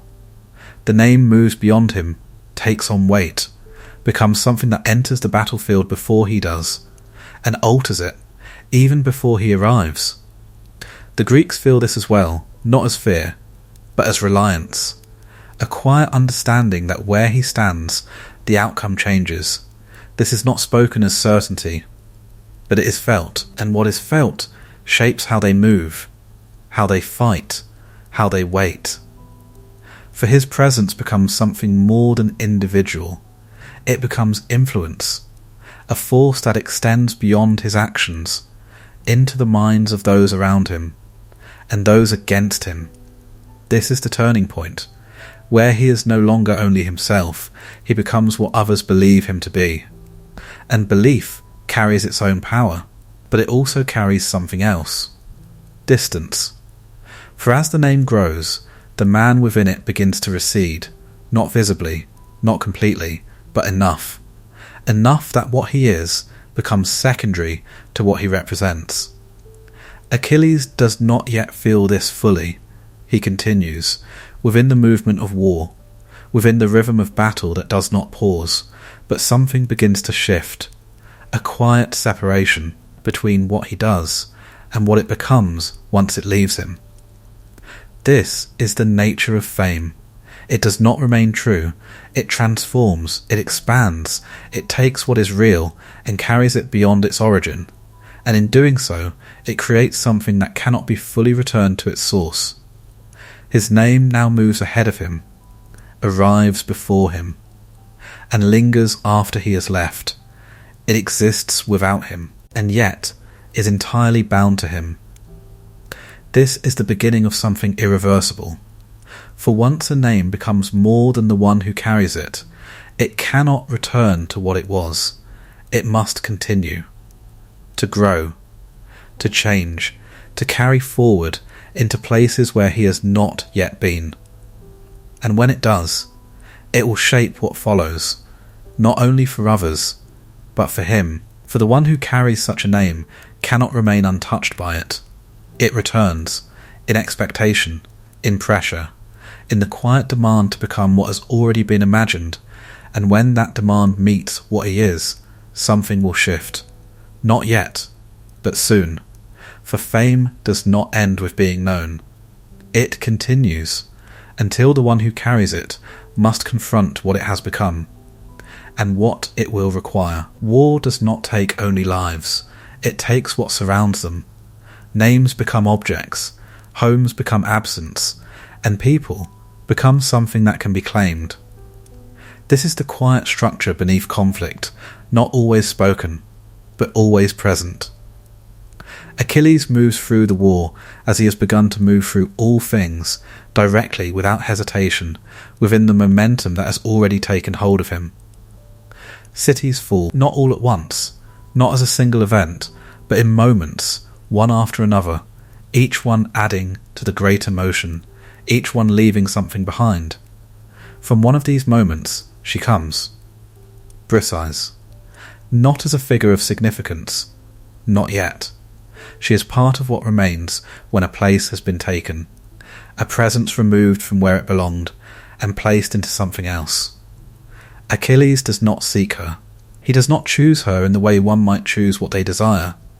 She is given, as part of what is taken, as part of what war allows.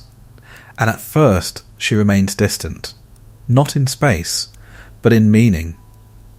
For within the movement of war, individuals do not immediately become visible. They exist within the whole, within what has been gathered, but distance does not always remain. It shifts, quietly, without announcement. Briseis is not like the others, not in form, not in presence, but in the way she remains. She does not disappear into what surrounds her. She does not dissolve into the background of what has been taken. She holds, not through resistance, not through defiance, but through presence. Achilles begins to notice this, not suddenly, not as realization, but gradually, in moments that linger longer than they should, in silence that does not feel empty, in the quiet awareness that she is there, not as possession, but as something that exists beside him. This is where the shift begins, not in action, but in perception. She is no longer part of what was taken. She becomes something else, something that does not belong entirely to war, something that remains within it, but does not dissolve into it. Achilles does not name this. He does not define it. But it changes him, not outwardly, not in a way that alters how others see him, but inwardly. A quiet stillness begins to form, a space that does not belong to battle, that does not move with the same intensity. This is not softness, not weakness, but contrast, a presence that exists alongside what he has become. Briseis does not speak of this. She does not step forward into it. She remains. And in remaining, she becomes something that cannot be ignored. War continues around them, unchanged, unslowed. But within it, something separate has begun. Something that does not follow the same rules. For what exists between them is not shaped by victory or defeat. It is shaped by presence, by the quiet recognition of another, within a world that reduces everything to movement and loss. This is what makes it fragile. Not because it is weak, but because it does not belong. It exists within something that does not allow such things to remain untouched. Achilles does not yet see this. He does not yet understand what this means. He only feels the difference. The shift from constant motion into moments that hold. This is enough. For now. But what is held within war does not remain protected. It becomes visible, not to all, but to those who see differently, those who measure not presence, but possession.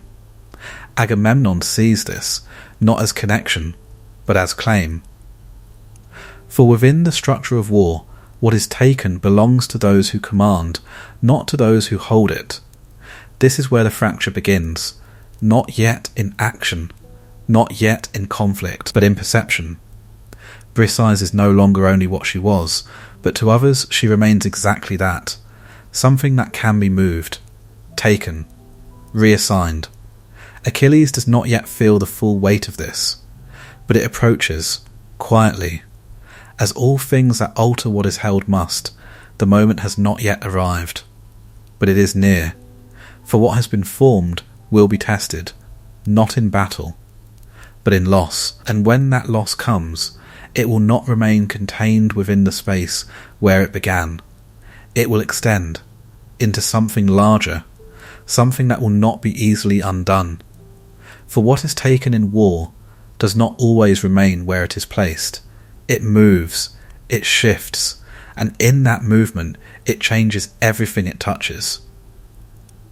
Briseis has entered his life not as choice, but as consequence, and what follows from that consequence will not remain small.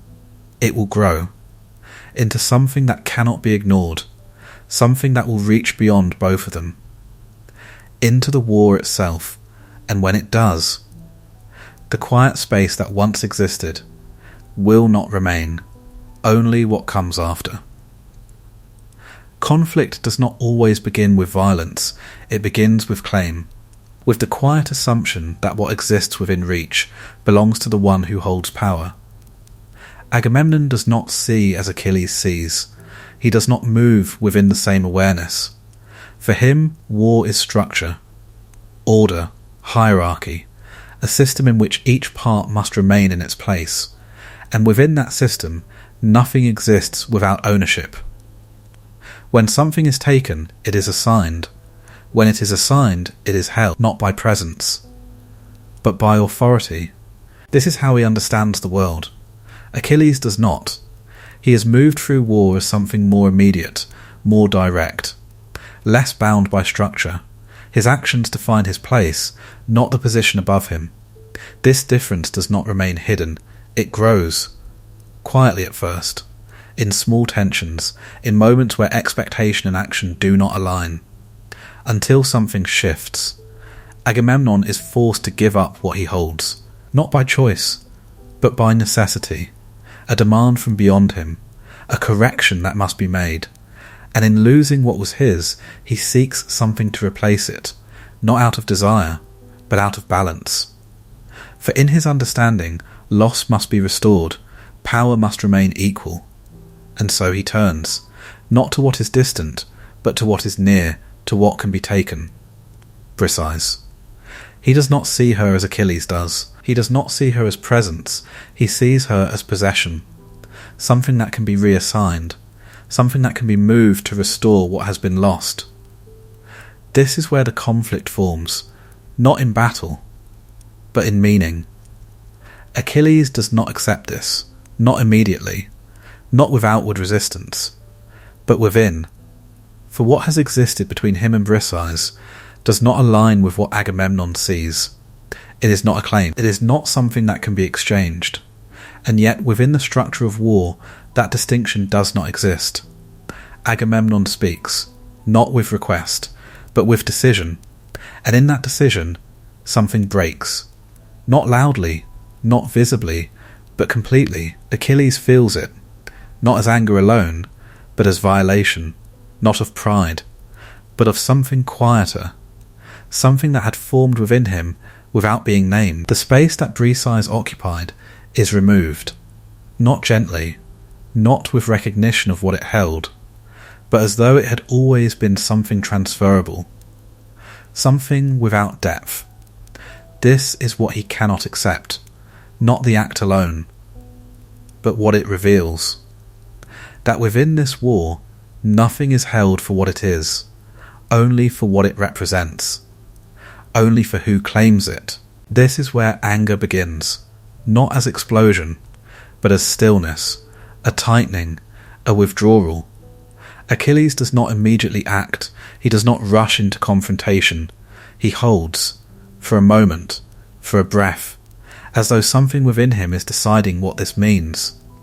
Agamemnon does not hesitate. He does not question. He takes, and in taking, he confirms what Achilles has begun to feel, that within this structure he is not what he believed himself to be, not defined by action, not defined by presence, but by position. And position can be overruled, taken, diminished. This is the fracture, not between two men alone, but between two understandings of what this war is. For Agamemnon, it is order. For Achilles, it has been something else, something more immediate, more personal, and now that difference cannot be ignored. The moment does not erupt into violence, not yet, but it settles, deeply, into something that will not remain contained.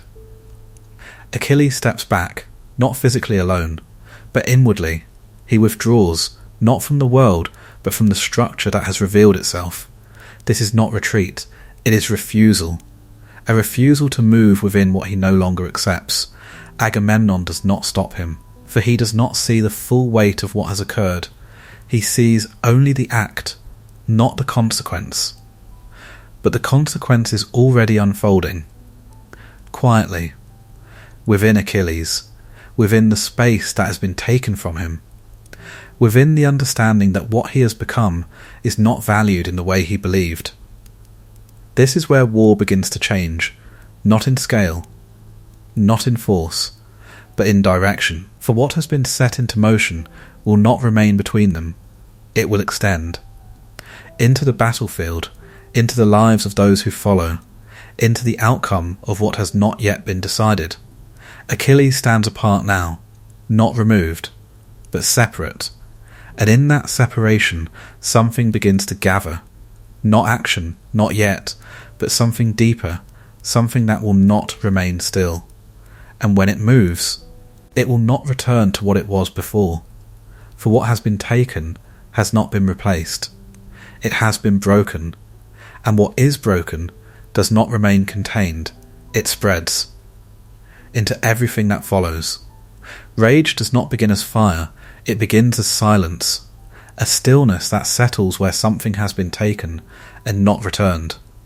Achilles does not erupt, he does not immediately turn his anger outward, he withdraws, not in defeat, but in refusal.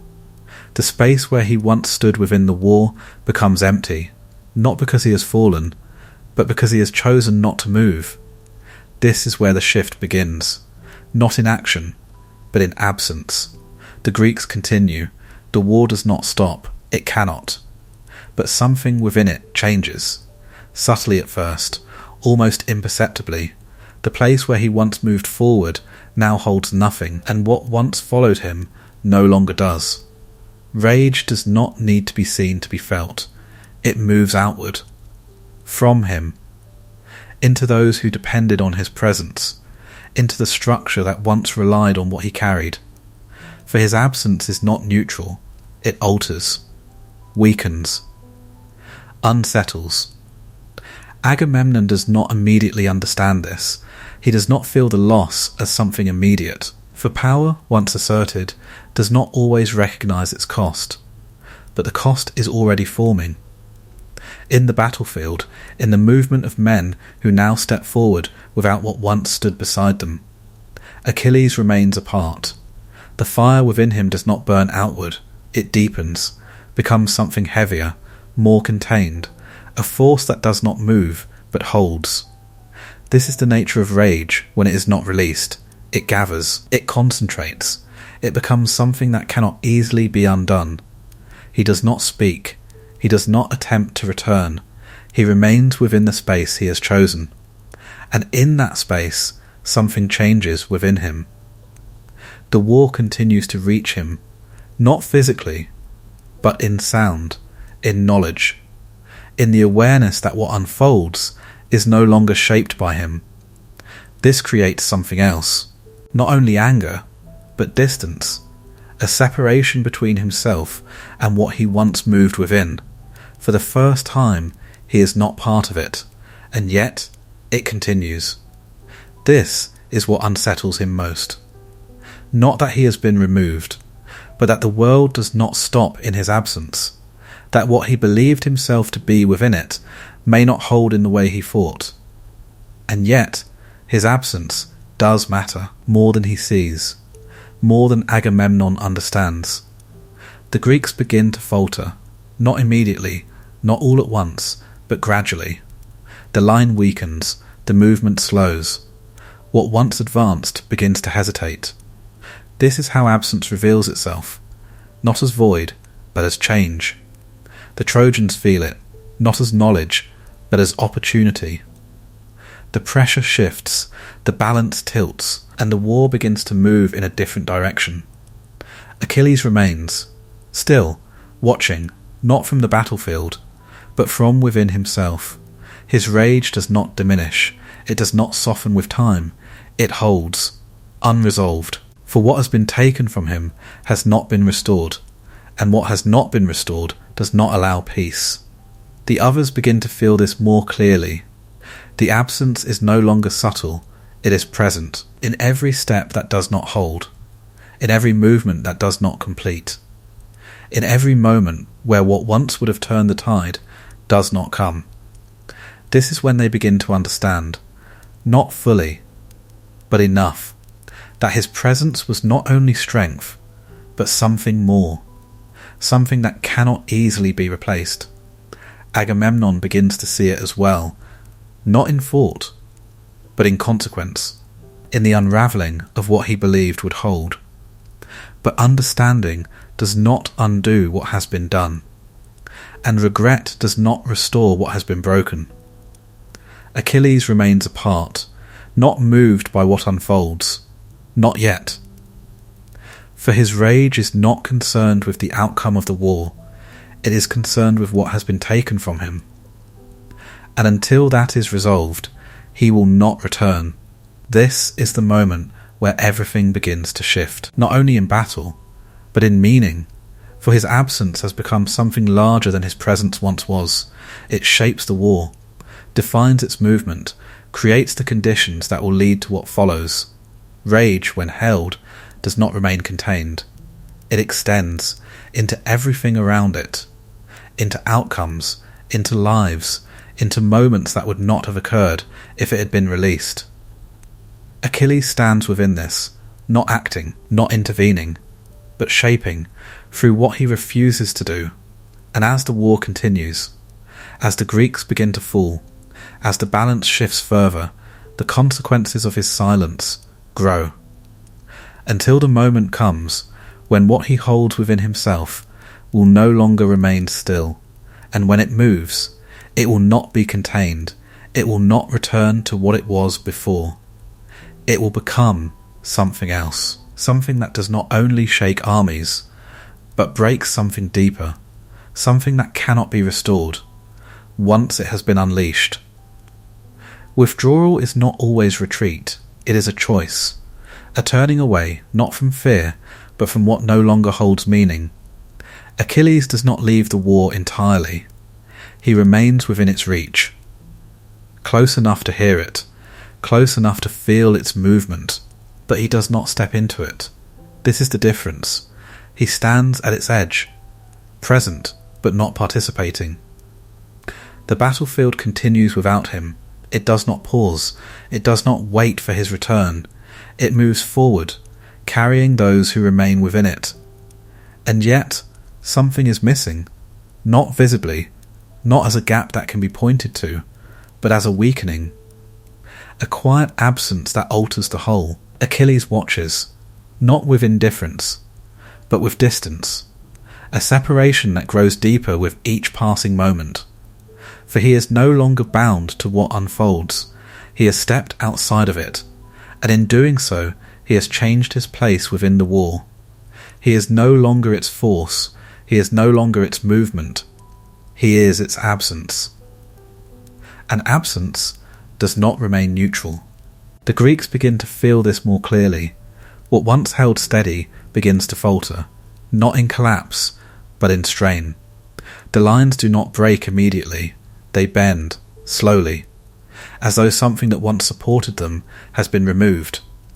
The Trojans press forward, not with certainty, but with opportunity, for they feel the shift as well, not as knowledge, but as opening.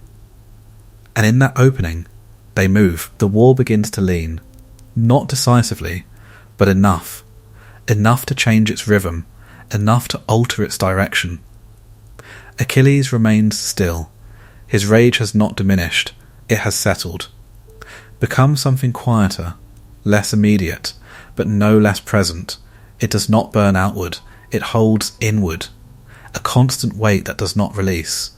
He does not speak of it, he does not seek resolution, for what has been broken has not been repaired, and without repair there is no return. Patroclus remains near him, not as observer, but as presence, a connection that does not shift in the way the world around them has. He sees what Achilles has become, not only the warrior, but the one who now stands apart, and within that distance something unsettles him. For he understands what the others do not, that Achilles' absence is not only his own, it extends into everything that follows. Patroclus does not challenge him, not directly. He remains, watching, waiting, as though searching for a moment where something might change. But Achilles does not move, not yet. The war continues to reach him, in sound, in rumour, in the quiet knowledge of what unfolds beyond his sight. The Greeks fall, not all, not completely, but enough. enough to make the absence undeniable. Messages come, requests, attempts to draw him back, words shaped with care, with persuasion, with the promise of restoration. But words do not undo what has been done. They do not replace what has been taken. They do not restore what has been broken within him. Achilles listens, but does not respond. For his withdrawal is not temporary, it is complete, not in distance, but in decision. He has stepped away, and until something changes, he will remain there. This is what defines this moment, not action, but refusal. A refusal that reshapes the wall more than any strike could, for what he does not do carries weight. The battlefield reflects it, the Greeks feel it, the Trojans respond to it, and still he remains, at the edge, between involvement and absence, between what he was and what he has chosen to become. This is not stillness, it is tension, a holding of something that has not yet been released, something that will not remain contained forever. For withdrawal is not an end, it is a pause, a space where something gathers. And what gathers? Eventually moves, the war continues, unresolved, shifting, leaning further from what it once was.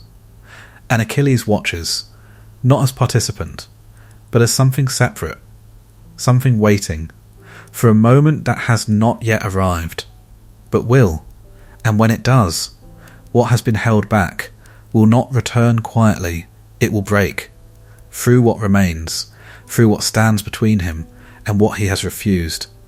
And when it breaks, there will be no returning to this stillness, only forward, into something far more difficult to contain. Defeat does not arrive all at once, it gathers, quietly, in moments that seem small until they begin to connect. The Greeks do not collapse, not suddenly, not completely, they hold, at first. They continue as they have, carrying forward the rhythm of battle that has not yet broken. But something within that rhythm has changed, a hesitation, a slowing, a movement that does not fully complete itself. These are the first signs, not of loss, but of weakening. The absence of Achilles is no longer subtle, it is felt, not as a single gap, but as a shift in everything that surrounds it. Where he once stood, something now lacks direction. Where he once moved, something now pauses, and in those pauses, something enters. The Trojans begin to press, not with certainty, but with growing confidence. They feel the imbalance, not in thought, but in movement, in the way the Greeks respond, in the way resistance begins to thin. Hector rises within this, not suddenly, not as something new, but as something that has found its moment. His presence gathers, strengthened not only by what he is, but by what is missing on the other side. He does not rush, he does not overreach, he moves steadily, with purpose, and where he moves, the line begins to bend further. The Greeks begin to fall back, not in panic, not yet, but in retreat, measured, controlled. And yet it continues, step by step, moment by moment, until what was once held begins to give way. The battlefield shifts, not in form, but in direction. The Trojans advance, the Greeks yield. This is how defeat begins, not in failure, but in change. Achilles watches, from distance, from stillness. He sees it, not in detail, but in outcome. The knowledge of what unfolds reaches him, carried in fragments, in voices that speak of what has changed, in the quiet recognition that what he once shaped is no longer held. His absence has become visible, not as idea, but as consequence. The Greeks feel it most, in the loss of ground, in the quiet uncertainty that begins to replace what once felt certain. They begin to look toward him, not physically, but inwardly, as though something that once stood beside them might still return, but he does not move, not yet, for what holds him apart remains unresolved, and what remains unresolved does not allow return. Patroclus sees this, more clearly now, not only the stillness of Achilles, but the cost of it. He watches the war from the same distance, but he does not feel it in the same way. For where Achilles holds his absence, Patroclus feels the pull of what continues without them. The Greeks fall further. The line breaks in places, not entirely, but enough to shift the balance, enough to allow the Trojans to come closer, to press further than they have before. The ships become visible, not as symbols, but as targets. The boundary that once held the war at a distance begins to dissolve. This is the turning point. Not complete, but undeniable. The Greeks are no longer advancing, they are holding, and holding cannot last forever. Achilles remains still, but something begins to move within that stillness, not action, not yet, but awareness. A deeper recognition of what his absence has become, not only a statement, but a force, a presence that alters the war as much as his action once did. This is the weight of it, not that he has stepped away, but that in stepping away he has changed everything. The Trojans do not know this, not fully. They see only what unfolds before them, the movement forward, the retreat, the shift that favours them. But beneath that, something else is forming, something that has not yet revealed itself. For what has been held back does not remain so forever. It gathers, and what gathers eventually returns. The Greeks continue to fall, not completely, not finally, but enough to bring the war to the edge of something new, something that has not yet happened, but will. Achilles stands within this moment, still apart, still unmoving, but no longer untouched, for what unfolds now begins to reach him. Not through demand, not through command, but through consequence, and consequence does not remain distant, it closes. Slowly, inevitably, until the moment comes when stillness can no longer hold, and what has been withheld must finally move. Power does not always arrive as something new. Sometimes it emerges when something else is absent. Hector has always been there, not hidden, not waiting in silence.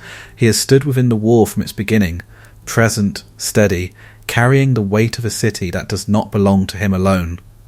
But now something shifts, not within him, but around him. The absence of Achilles creates space, and in that space Hector rises, not by force, not by declaration, but by continuity. He remains where others would falter, he moves where others hesitate, and in doing so he becomes something more than he was before. The Trojans begin to gather around him, not because he demands it, but because he holds, he stands, and standing draws others. This is how presence becomes leadership, not through command, but through constancy. Hector does not seek glory. He does not move toward battle as something to be claimed. He moves because he must. Because the city behind him depends on what he does. Because the war does not allow him to remain still. This is what defines him, not ambition, but necessity. And necessity does not hesitate. The battlefield begins to reflect this. Where he stands, the line holds. Where he moves, it advances. The Trojans feel it. Not as belief, but as certainty, a quiet understanding that with him they do not break. This is the contrast. Achilles moves as force, Hector moves as structure. One disrupts, the other sustains, and now, with one absent, the other becomes dominant. The Greeks begin to feel this more deeply, not only in loss, but in pressure. Hector does not rush toward victory. He presses, steadily, without pause, without overreach, and in that steadiness, something begins to give. The Greeks are pushed back further. The distance between them and their ships narrows. The ground they once held begins to disappear beneath their feet. Hector does not celebrate this. He does not mark each gain as triumph, for he understands what this war is. Not a series of victories, but a movement that does not end easily, and yet he continues, for he must. Achilles hears of this, not as rumour, but as presence. The name begins to reach him, carried in the same way his own once moved outward. Hector, the one who holds, the one who advances, the one who now stands where Achilles once did. This is what unsettles him, not as threat, but as reflection, for what Hector has become in his absence reveals something, that the war does not depend on one alone, that what he once shaped can be shaped by another. And yet the difference remains. Achilles feels it, not in thought, but in certainty, that what Hector is not what he is, that the two do not replace one another, they alter the war in different ways. Hector does not break the battlefield. He defines it, he creates lines, maintains them, pushes them forward, but he does not disrupt in the same way, he does not carry the same force of change. This is what remains, the difference between presence and impact. The Trojans rise with him. Their confidence grows. Their movement becomes stronger, more certain. The city behind them feels less distant, less threatened, for now it is the Greeks who stand closer to losing what they must protect. The ships. The final boundary. Achilles watches, still unmoving, but no longer untouched. For Hector's rise is not separate from him, it is connected, a result of what he has chosen not to do. This is the quiet truth, that absence creates space, and space does not remain empty, it fills with something else, something that continues the movement in a different form. Hector stands within that space now, fully, and as he stands, the war leans further in his direction, the Greeks falter, the Trojans advance, and the balance shifts, not completely, not irreversibly, but enough to bring the war to the edge of something new. Achilles remains apart, but the distance between him and what unfolds is no longer stable. It begins to close, slowly, through consequence, through the rising presence of another, through the quiet understanding that what he has stepped away from is moving without him, and moving towards something that cannot remain as it is. For what rises will eventually meet what has been held back, and when it does, the war will change again. Not through absence, but through return. And when that return comes, it will not meet what it left behind. It will meet something else. Something that has grown. Something that will not yield easily. And in that meeting, everything will shift. Once more. There are moments when stillness can no longer be held. When watching becomes heavier than acting. When distance begins to feel like something that cannot be sustained. Patroclus has remained beside Achilles, not as shadow, not as reflection, but as presence, constant, unchanging.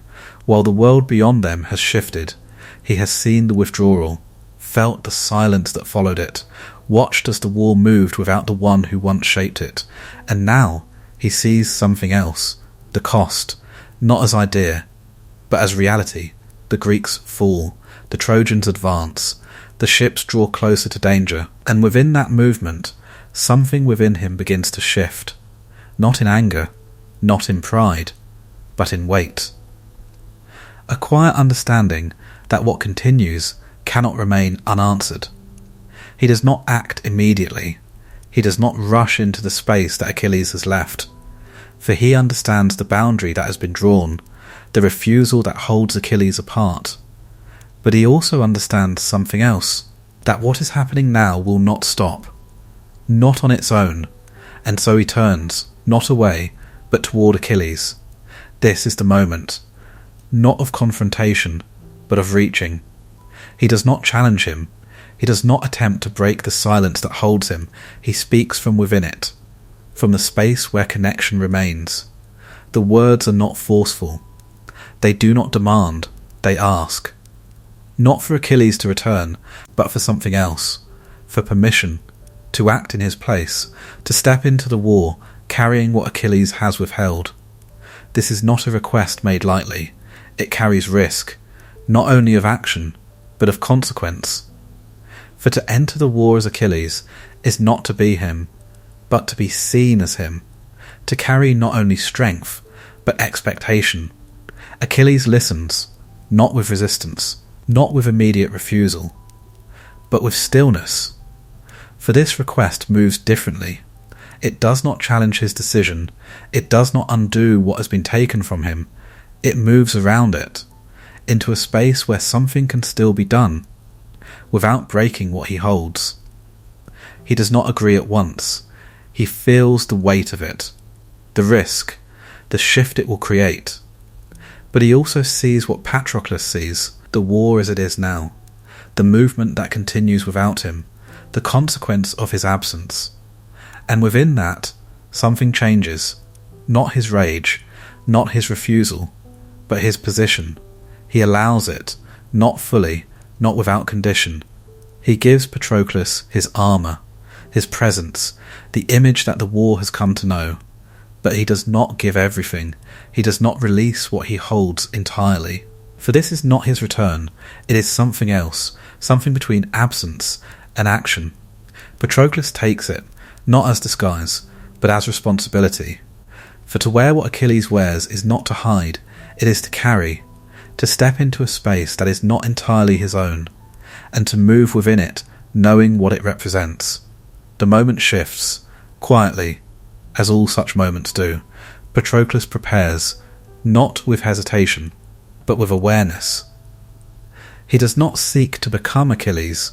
He seeks to act where Achilles has not, to change what is unfolding before it reaches something irreversible.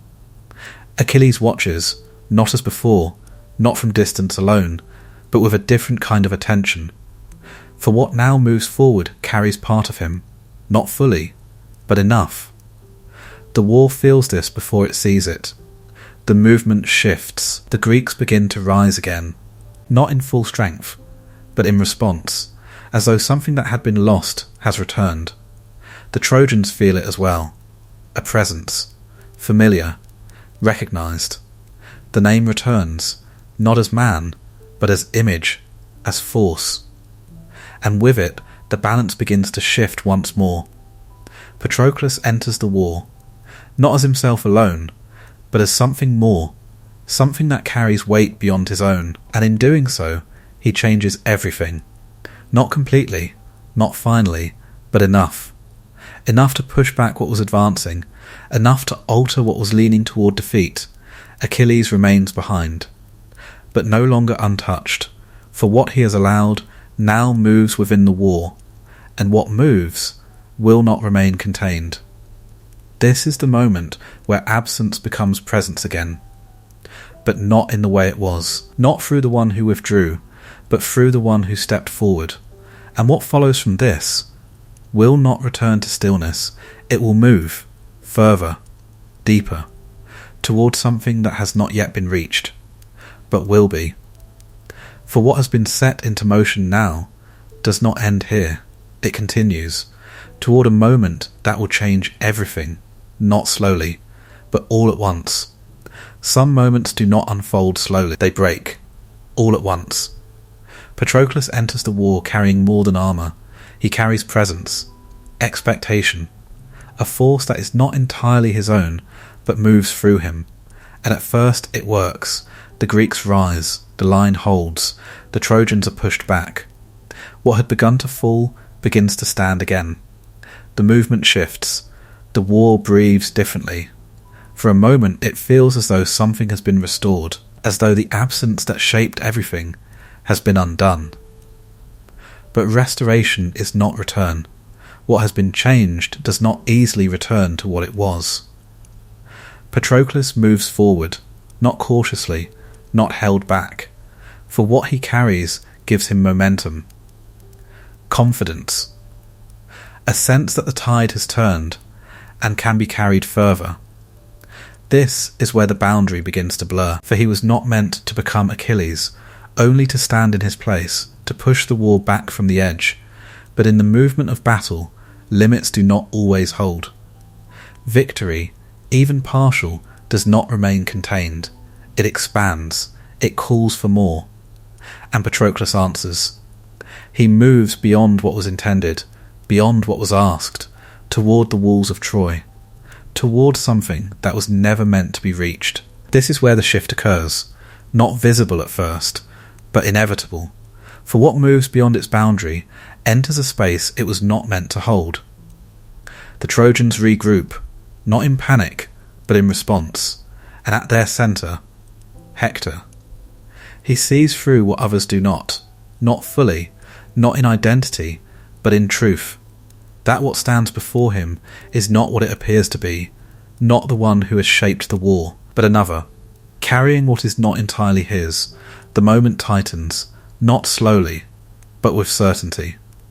Patroclus does not step back, he does not retreat into what was safe, he continues forward, as though the movement itself will carry him through. But movement does not guarantee survival, not when it has crossed into something it cannot contain. The clash comes, not as spectacle, not as drawn-out struggle, but as moment, precise, unavoidable. Hector strikes, not with hesitation, not with doubt, and in that strike everything changes. Patroclus falls, not slowly, not with warning, but completely. The force that carried him does not remain. The presence that surrounded him dissolves. What remains is what he was. A man, no longer moving. The battlefield does not stop. It does not pause to mark what has occurred, but something within it shifts, deeply, irreversibly. For this is not only a death, it is a breaking of something that extended beyond him. The Greeks feel it, not immediately, not in thought, but in loss, a sudden collapse of what had begun to rise. The Trojans feel it as well, not as triumph, but as confirmation. That what stood before them has been removed. The armour remains, but the one within it is gone. This is what makes the moment heavier, not only the loss, but what it reveals. That what was seen was not what it seemed, that what had returned was never truly back. Achilles does not see it as it happens, but the moment reaches him, not in detail, not in sequence, but in impact, a presence that vanishes, a silence that replaces what was once there. He feels it, before he knows it. For what has been lost is not distant, it is part of him.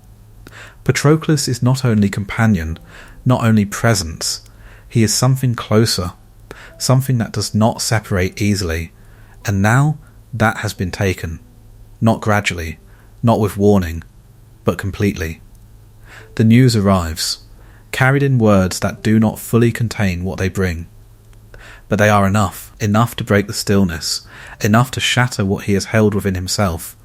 This is the moment, not of anger, not yet, but of loss, pure, uncontained. A rupture that does not remain within control. For what has been taken now cannot be replaced, cannot be restored, cannot be undone. The war shifts again, not visibly, not immediately, but in direction, for what has occurred will not remain as it is. It will move, through him, through what he becomes next. Patroclus lies where he fell. The armour no longer protects, the presence no longer surrounds, only the consequence remains. And that consequence will not stay contained within this moment. It will extend into everything that follows. For this death does not end something, it begins something else, something that cannot be stopped once it has begun. Return is not always a choice. Sometimes it is the only thing that remains. Achilles does not decide to come back. He is pulled, not by the war, not by honour, but by loss. The death of Patroclus does not settle within him. It does not become something he can hold. It breaks, spreads, fills everything that was once contained. The stillness he carried is gone. The distance he created collapses. There is no longer a space between him and the war, only a path, direct, unavoidable. He does not move immediately. But something within him has already begun. A shift, not gradual, not controlled, but absolute. Grief does not remain quiet. It transforms into something sharper, more focused, less willing to remain still. This is where rage returns. Not as it was before, not contained, not held, but open, unrestricted. a force that does not seek balance, only release. Achilles does not speak of returning, he does not declare it, he becomes it. His presence changes, the air around him shifts, those who stand near him feel it, not as emotion, but as something heavier, something that does not allow interruption. The war hears of it before it sees it. His name begins to move again, but differently, not as legend, not as expectation, as something approaching, something that will not remain contained within the patterns that existed before. The Greeks feel it. Hope returns, not quietly, not cautiously, but with intensity, for what was lost now returns in another form, not as stability, but as force. The Trojans feel it as well, not yet as sight, but as awareness, a tension that enters before the one who carries it arrives. The armour must be replaced, for what was taken from Patroclus now rests with Hector. And Achilles cannot return as he was, he must be remade. The forge becomes part of this moment, not as creation alone, but as transformation. New armour, not simply protection, but symbol, a reflection of what he has become, forged not for balance, but for what comes next. Achilles takes it, not as adornment, but as necessity. He steps forward, not into the same war he left, but into something changed. The battlefield is no longer what it was. It has shifted. Moved. But his presence alters it again. Immediately. The moment he returns, the war responds. Not slowly, not gradually, but completely. The line that once faltered begins to rise. The movement that once hesitated begins to surge. This is not restoration, it is something else, more intense, less stable, driven by something that does not seek to hold, but to break. Achilles does not fight as he once did, the discipline remains. But it no longer leads, it follows, behind something else, something that moves faster, stronger, less restrained. He does not measure, he does not pause, he moves, and where he moves, the war changes. The Trojans begin to fall back, not in uncertainty, but in recognition. For what returns is not the same, not the one who stood before, but something altered, something that carries loss within it, and expresses it outward. This is not war alone. This is something personal, something that does not separate the battlefield from what has been taken. Achilles does not seek victory, not yet. He seeks something else. Hector. The name moves within him, not as fought, but as direction. Everything narrows toward it, every movement, every strike, every step forward. This is the return. Not as participation, but as transformation. He has not come back to the war, he has come back as something the war must now contain, and the war cannot contain it easily. For what moves through him now does not follow its limits, it exceeds them, breaks through them, reshapes them. The Greeks follow, not as before, but with renewed force. The Trojans retreat, not as before, but with urgency. The balance shifts again, but this time it does not settle, it accelerates, towards something that cannot be avoided. The moment approaches, not slowly, not distantly, but directly. For what has been set into motion now does not pause, does not turn, does not return. Achilles has come back, not as he was, but as what loss has made him.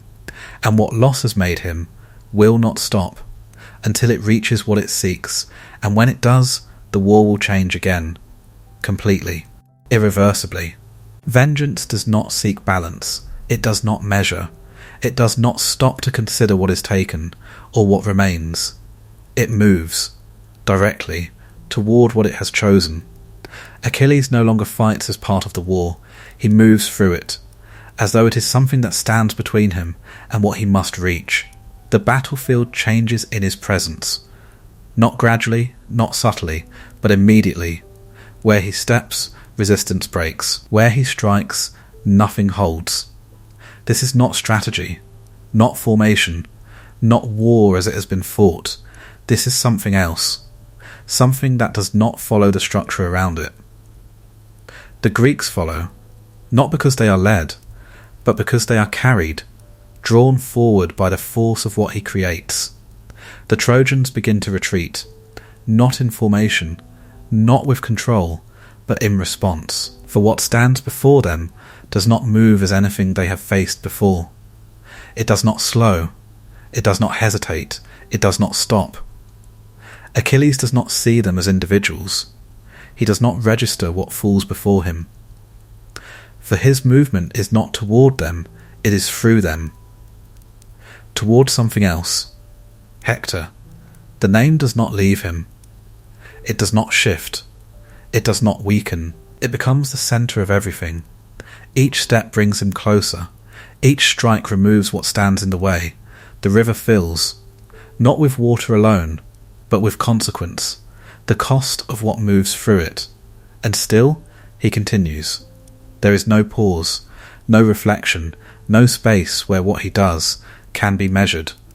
For vengeance does not look back. It does not ask what has been done. It only moves forward, toward completion. The gods watch, not intervening, not altering. For what moves now belongs not to them, but to what has been set in motion within him. And what has been set in motion does not easily turn. The Trojans fall back to their walls, not as defence alone, but as last boundary. The city stands behind them, not as symbol, but as final line. Hector remains. He does not withdraw into the city. He does not step behind what can protect him. He stands, not because he believes he will prevail, but because he must. For what he carries is not his own life alone. It is the weight of all that stands behind him. Achilles approaches, not slowly, not cautiously, but directly. The space between them narrows. Everything else falls away. The noise of battle, the movement of armies, the presence of all others, none of it remains, only this. The point toward which everything has been moving. Vengeance has reached its place. It does not slow as it arrives. It does not hesitate. It meets. Fully. Completely. Hector stands, not as obstacle, but as answer. The one who has taken what cannot be returned. The one who now stands where the path ends. This is not battle as before. This is culmination. The meeting of what has been set into motion with what it has been moving toward. Achilles does not speak. He does not pause. He moves. And in that movement, everything that has built within him is released. Not gradually, not in part, but entirely. Hector resists, not weakly, not without strength, but against something that does not seek equal ground, that does not seek contest, that seeks only end. The clash is not long, not drawn, for what meets here does not allow extension. It resolves, in a moment that carries everything before it. Hector falls, not slowly, not with continuation, but finally. The movement stops, not the war, but this, the point of it. The path that has led Achilles here reaches its end. And yet nothing settles, nothing returns to stillness. For vengeance does not end with the act. It continues, in what follows, in what remains. Achilles stands over what has been taken. But nothing is restored. Patroclus does not return. The loss remains, unchanged, unanswered. For vengeance does not heal. It completes, and completion does not remove what began it. This is the truth that follows, that what has been done cannot undo what was lost, that what has been taken does not return. Achilles does not stop, not fully, for what moves within him has not yet released everything. It continues, beyond the act, beyond the moment, into what comes next. For vengeance, once unleashed, does not easily return to silence. It carries forward, until it meets something that can hold it, or until it breaks itself. And what follows from this moment will not be peace, it will be something else, something that remains, after the act has ended, after the enemy has fallen, after the path has been completed, something that does not resolve, only continues. in a different form. Some moments separate themselves from everything around them. They do not belong to the flow of events. They stand apart, still, contained, as though time itself is narrowed to hold only what is about to happen. Achilles moves toward Hector, not as one warrior among many, not as part of an army, but as something focused. Everything that once surrounded him, battle, voices, movement, has fallen away. Only one direction remains, only one end. Hector stands before the walls, not hidden, not protected, exposed, visible to all who watch from a distance, and to the one who now approaches him. He does not step inside the gates. He does not allow the city to close around him, for to do so would be to abandon what he stands for, and what he stands for cannot be carried from behind walls. This is where the moment begins, not with action, but with presence. The space between them holds, tight, unmoving. Each step Achilles takes draws it closer to breaking. Hector feels it, not as fear alone, but as weight. The understanding that what approaches him is not only a man, it is consequence. It is the return of something that was once held back, now moving without restraint. Achilles sees Hector, not as equal, not as opponent, but as the one who stands at the end of everything that has led him here, the one who has taken what cannot be returned, the one who now carries the final point of his path. There is no uncertainty, no hesitation, only clarity. Hector speaks, not to change what is coming, not to ask for mercy, but to meet the moment as himself, to remain within what he is, even as it ends. His words are not long. They do not carry hope. They carry acknowledgement. Of what stands before him, of what will follow, Achilles listens, but his stillness does not change, for what moves within him is no longer shaped by words. It does not turn. It does not soften. The duel begins, not with chaos, but with precision.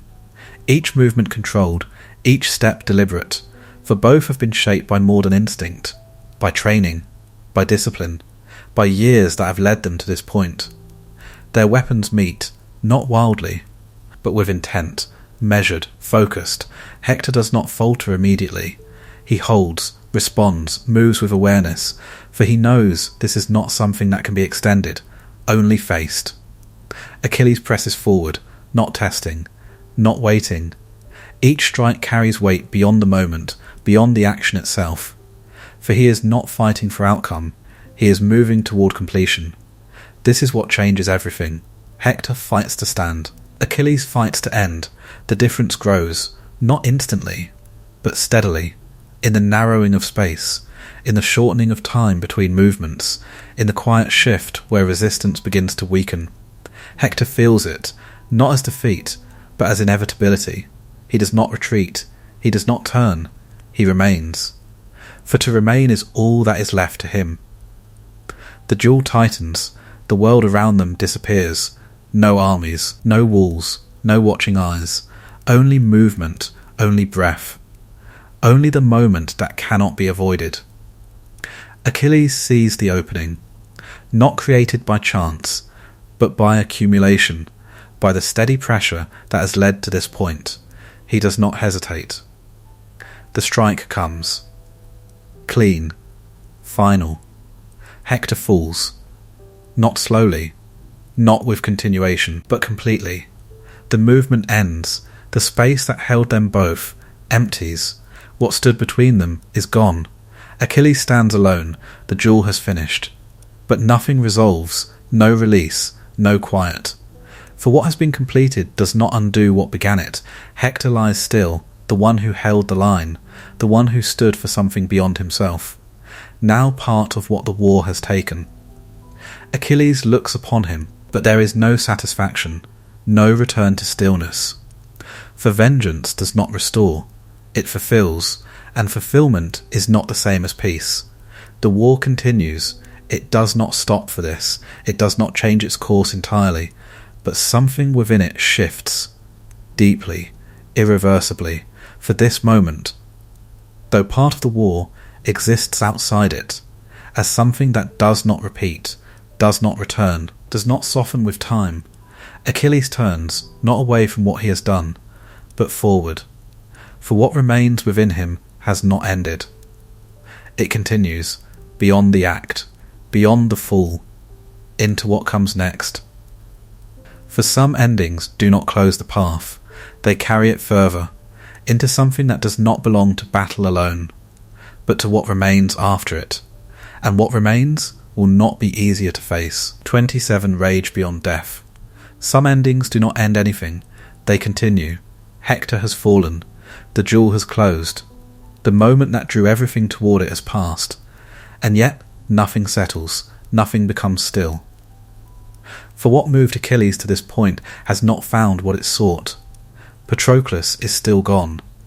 That absence does not change, it does not soften, it does not yield to what has been done, and so the act that should have concluded something only extends it. Achilles stands over Hector's body, not as victor, not as one who has gained, but as one who has reached the end of a path and found that it does not lead to rest. There is no release in him, no quiet, only continuation.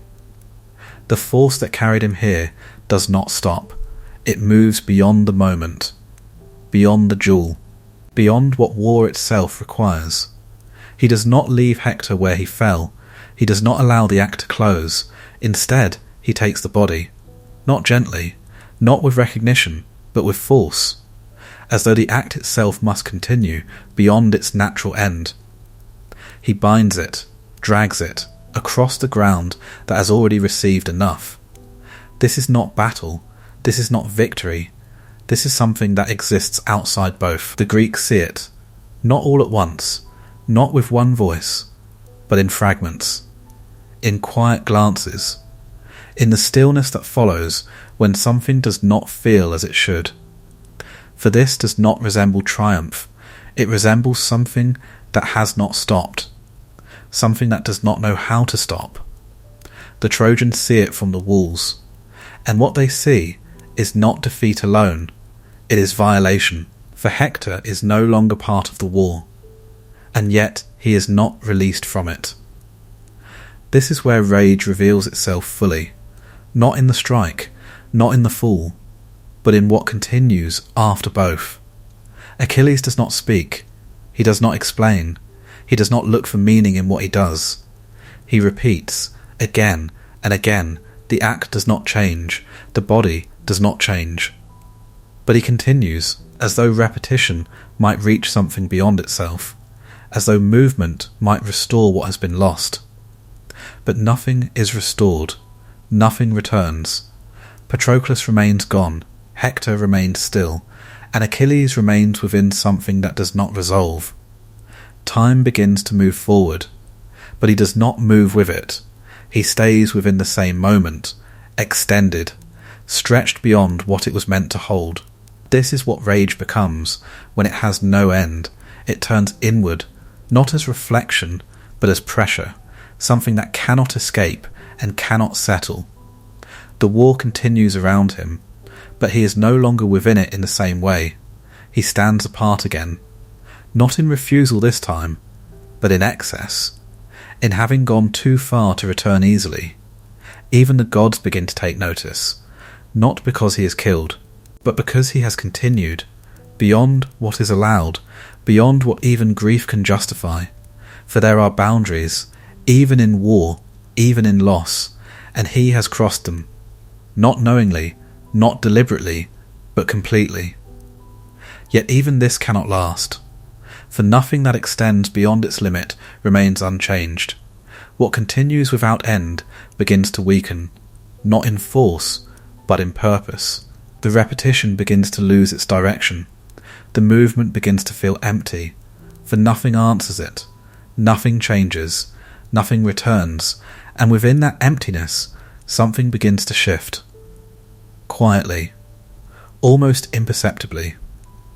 A small fracture within the rage itself, a space where something else might enter, not yet peace, not yet release. but awareness. The recognition that what he is doing does not bring him closer to what he seeks. That no act, no matter how far it is carried, can restore what has been taken. This does not stop him immediately. It does not undo what has been done. But it begins, a slow turning, a weakening of what once felt absolute. For rage, when it reaches its furthest point, does not continue in the same way. It begins to collapse into something else, something quieter, something that does not burn, but remains.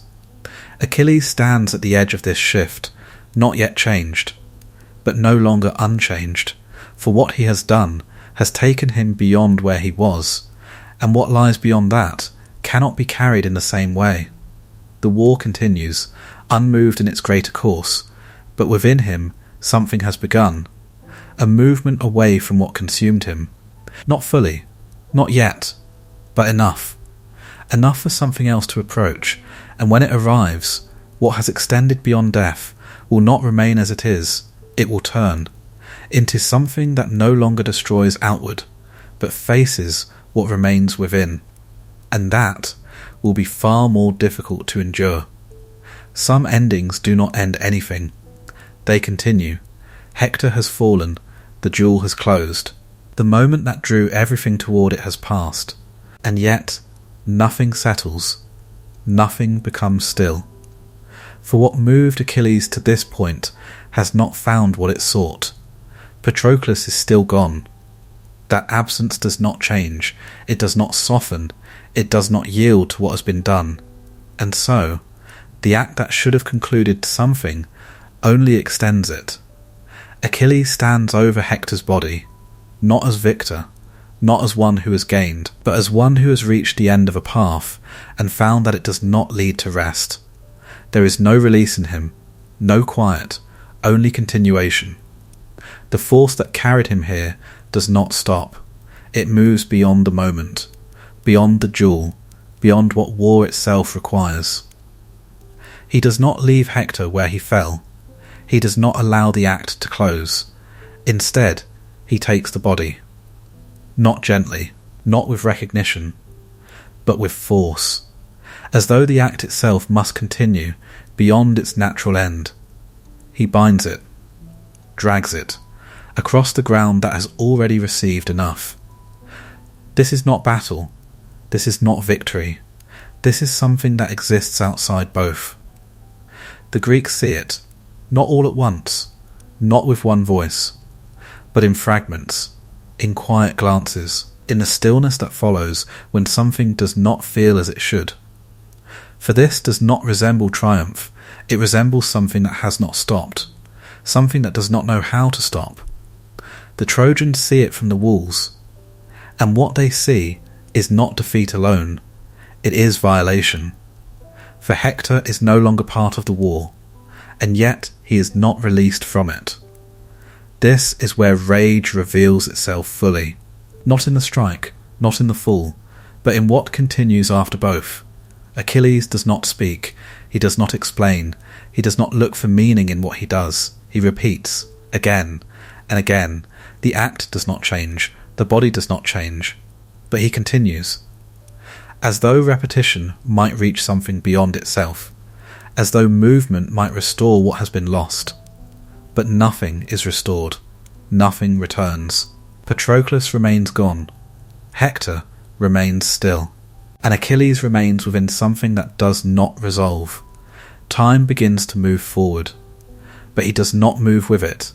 He stays within the same moment, extended, stretched beyond what it was meant to hold. This is what rage becomes when it has no end. It turns inward, not as reflection, but as pressure, something that cannot escape and cannot settle. The war continues around him, but he is no longer within it in the same way. He stands apart again, not in refusal this time, but in excess, in having gone too far to return easily. Even the gods begin to take notice, not because he is killed, but because he has continued, beyond what is allowed, beyond what even grief can justify, for there are boundaries, even in war, even in loss, and he has crossed them. Not knowingly, not deliberately, but completely. Yet even this cannot last, for nothing that extends beyond its limit remains unchanged. What continues without end begins to weaken, not in force, but in purpose. The repetition begins to lose its direction, the movement begins to feel empty, for nothing answers it, nothing changes, nothing returns, and within that emptiness, something begins to shift, quietly, almost imperceptibly, a small fracture within the rage itself, a space where something else might enter. Not yet peace, not yet release, but awareness. The recognition that what he is doing does not bring him closer to what he seeks, that no act, no matter how far it is carried, can restore what has been taken. This does not stop him immediately, it does not undo what has been done. But it begins a slow turning, a weakening of what once felt absolute. For rage, when it reaches its furthest point, does not continue in the same way. It begins to collapse into something else, something quieter, something that does not burn, but remains. Achilles stands at the edge of this shift, not yet changed, but no longer unchanged. For what he has done has taken him beyond where he was, and what lies beyond that cannot be carried in the same way. The war continues, unmoved in its greater course. But within him, something has begun, a movement away from what consumed him. Not fully, not yet, but enough. Enough for something else to approach, and when it arrives, what has extended beyond death will not remain as it is, it will turn into something that no longer destroys outward, but faces what remains within, and that will be far more difficult to endure. No force remains untouched by its own movement. What rises carries within it the shape of its end. Achilles has moved through war as something that could not be held, unstoppable, unyielding, a presence that altered everything it entered, but nothing that moves without limit remains beyond consequence. The war continues, not as it was, not as it began, but as something that has been shaped by all that has passed through it. And within it, Achilles remains, not withdrawn, not restrained, but changed. What once drove him outward has begun to shift, not into peace, but into something quieter, more contained. The rage that once burned without boundary has not disappeared, it has settled, leaving behind something else, something that sees more clearly, but does not undo what has been done. He continues to fight, but not in the same way, not with the same blindness.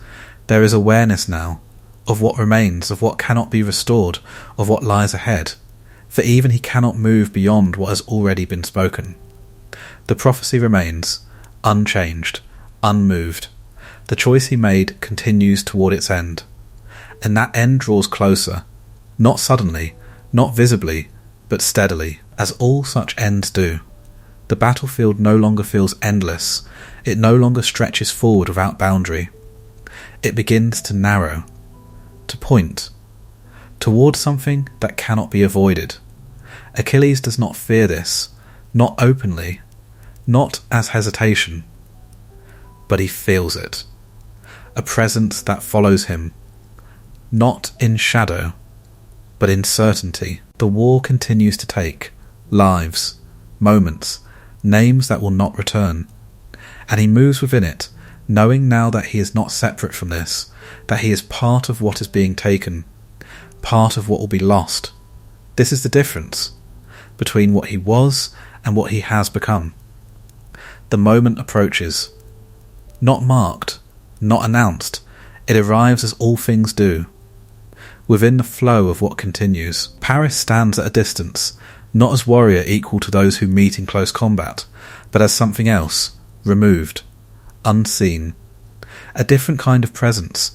The arrow is not a clash, it is not a duel, it does not carry the weight of confrontation.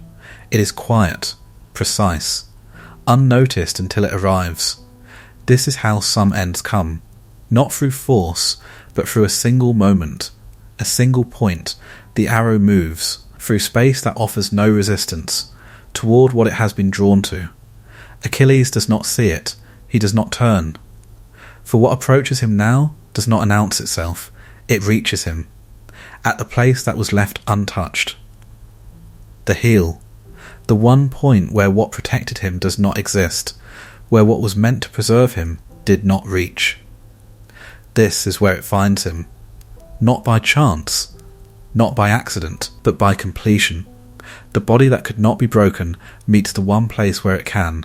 The arrow strikes, and everything changes. Not slowly, not in stages, but completely. The movement stops. The force that carried him through everything before halts, not because it weakens, but because it has reached its end. Achilles falls, not as legend, not as name, but as body, returned to what all bodies become. Still, the battlefield continues. It does not pause. It does not recognize the full weight of what has occurred. But something within it shifts, deeply, for what has stood at its centre is no longer there. The Greeks feel it. The Trojans feel it, not in words, but in absence. A presence that cannot be replaced, now gone. The prophecy is fulfilled, not as surprise, not as deviation, but as inevitability. The life that burned brightly has ended, as it was always meant to. But the end is not the same as disappearance, for what he has become does not remain with his body. It moves beyond it, into something else, something that does not fall in the same way. Achilles lies where he has fallen, no longer moving, no longer acting, but not gone, not entirely. For what he has created continues, in memory, in name, in the shape he has left upon the war. This is the fall, not only of a man, but of something that could not remain, something that was never meant to last, and yet was never meant to be forgotten. For some lives do not extend in time, they extend in echo, and that echo does not end where the body falls. It continues, beyond it, unchanged by the silence that follows. Some endings are not shaped in the moment they occur, they are formed long before, in something small, almost unseen. Achilles does not fall only because of an arrow, he falls because of what was left untouched. The story does not begin here, it returns, to a moment that seemed complete, to an act meant to protect, to a choice that carried within it a limit. The river had touched him, changed him, marked him as something that would not break easily, but not entirely. One place remained, not by intention, not by design, but by necessity. A hand that held could not let go. And in that holding, something was left as it was. The heel, unchanged, unprotected, unseen. This is where the story circles back, not to explain, but to reveal. That what ends him was always part of him, carried forward through everything he became. Hidden not because it was invisible, but because it was small, and what is small is often forgotten, until it is not. The arrow does not carry the weight of the war, it does not hold the force of a duel, it is not a clash, it is a single motion. Quiet, precise, released from a distance. Paris does not meet Achilles face to face. He does not stand before him in equal ground. He remains removed, outside the space where strength defines outcome, and from that distance he acts. This is what makes the moment different, not lesser, but altered. For Achilles does not fall to what he has overcome before. He falls to something that does not meet him directly. The arrow moves, without sound, without resistance, through the space that separates, toward what has always been there, waiting, not actively, not with intention, but as possibility. The heel, the place untouched, the place that did not change, the place where what was given did not reach. The arrow finds it, not by chance, but by completion. For what remains incomplete eventually meets what completes it. The strike is not dramatic, it does not unfold over time. It happens, and in happening, everything stops. Achilles does not resist it, not because he cannot, but because it arrives outside the movement he understands, outside the space where he has learned to act. The force that carried him through battle cannot respond, It cannot move toward what it does not see, and so, for the first time, it does not. He falls, not as he fought, not within the intensity that defined him, but quietly, as something that has reached its end. The war continues. It does not recognize the fullness of what has occurred, not immediately, but something within it shifts, for what has stood beyond breaking has been broken, not entirely, but enough to end what could not continue. The heel remains, unchanged, even now, the place where everything meets, where protection ends, where vulnerability begins. This is what defines the moment. Not the arrow alone, but what it finds, what it reaches, what it completes. Achilles lies where he has fallen. The body that moved without restraint, now still. The presence that altered everything, now absent. But the story does not end in the fall.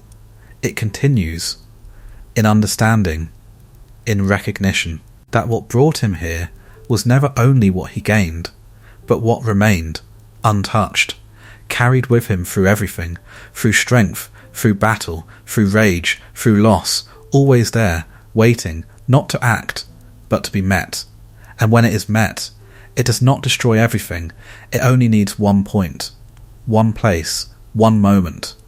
This is the nature of endings.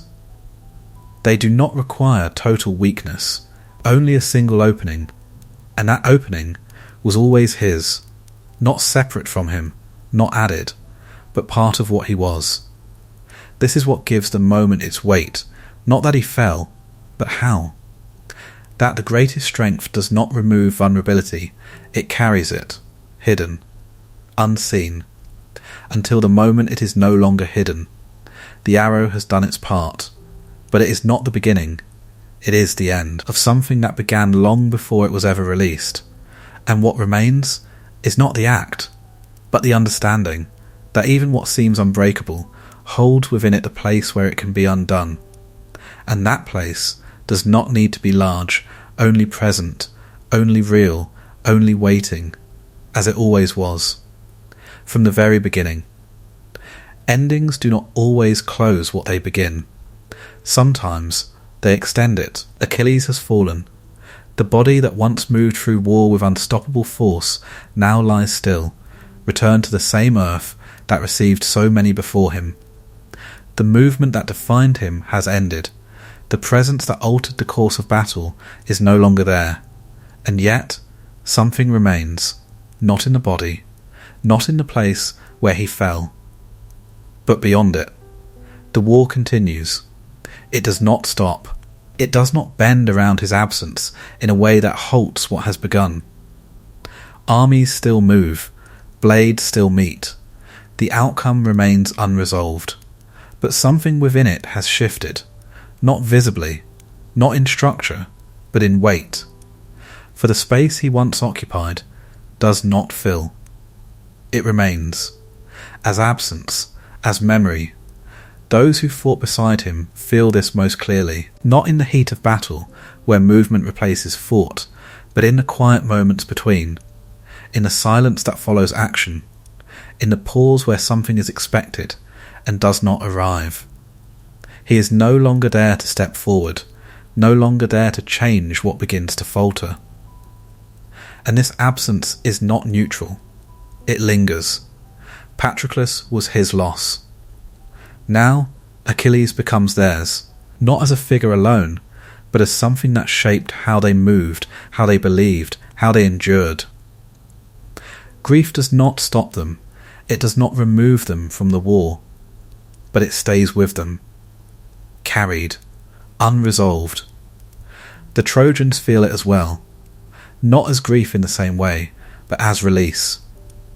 The force that once pressed against them, that broke their lines and reshaped their ground, is gone. And yet, even in that absence, something remains. His name, spoken not with certainty, but with memory. For what he was does not disappear easily. It leaves behind shape. Impression. Something that continues to exist even when the one who created it does not. This is where glory begins to separate from life. For glory does not belong to the moment in which it is formed. It moves beyond it, carried by those who speak, by those who remember, by those who take what was lived and reshape it into something that can be held. Achilles is no longer only what he was. He becomes what is told, and what is told does not remain fixed. It changes, expands, takes on meaning beyond the moment. Some will remember him as strength, as the one who could not be stopped. Others will remember him as rage, as something that moved beyond control.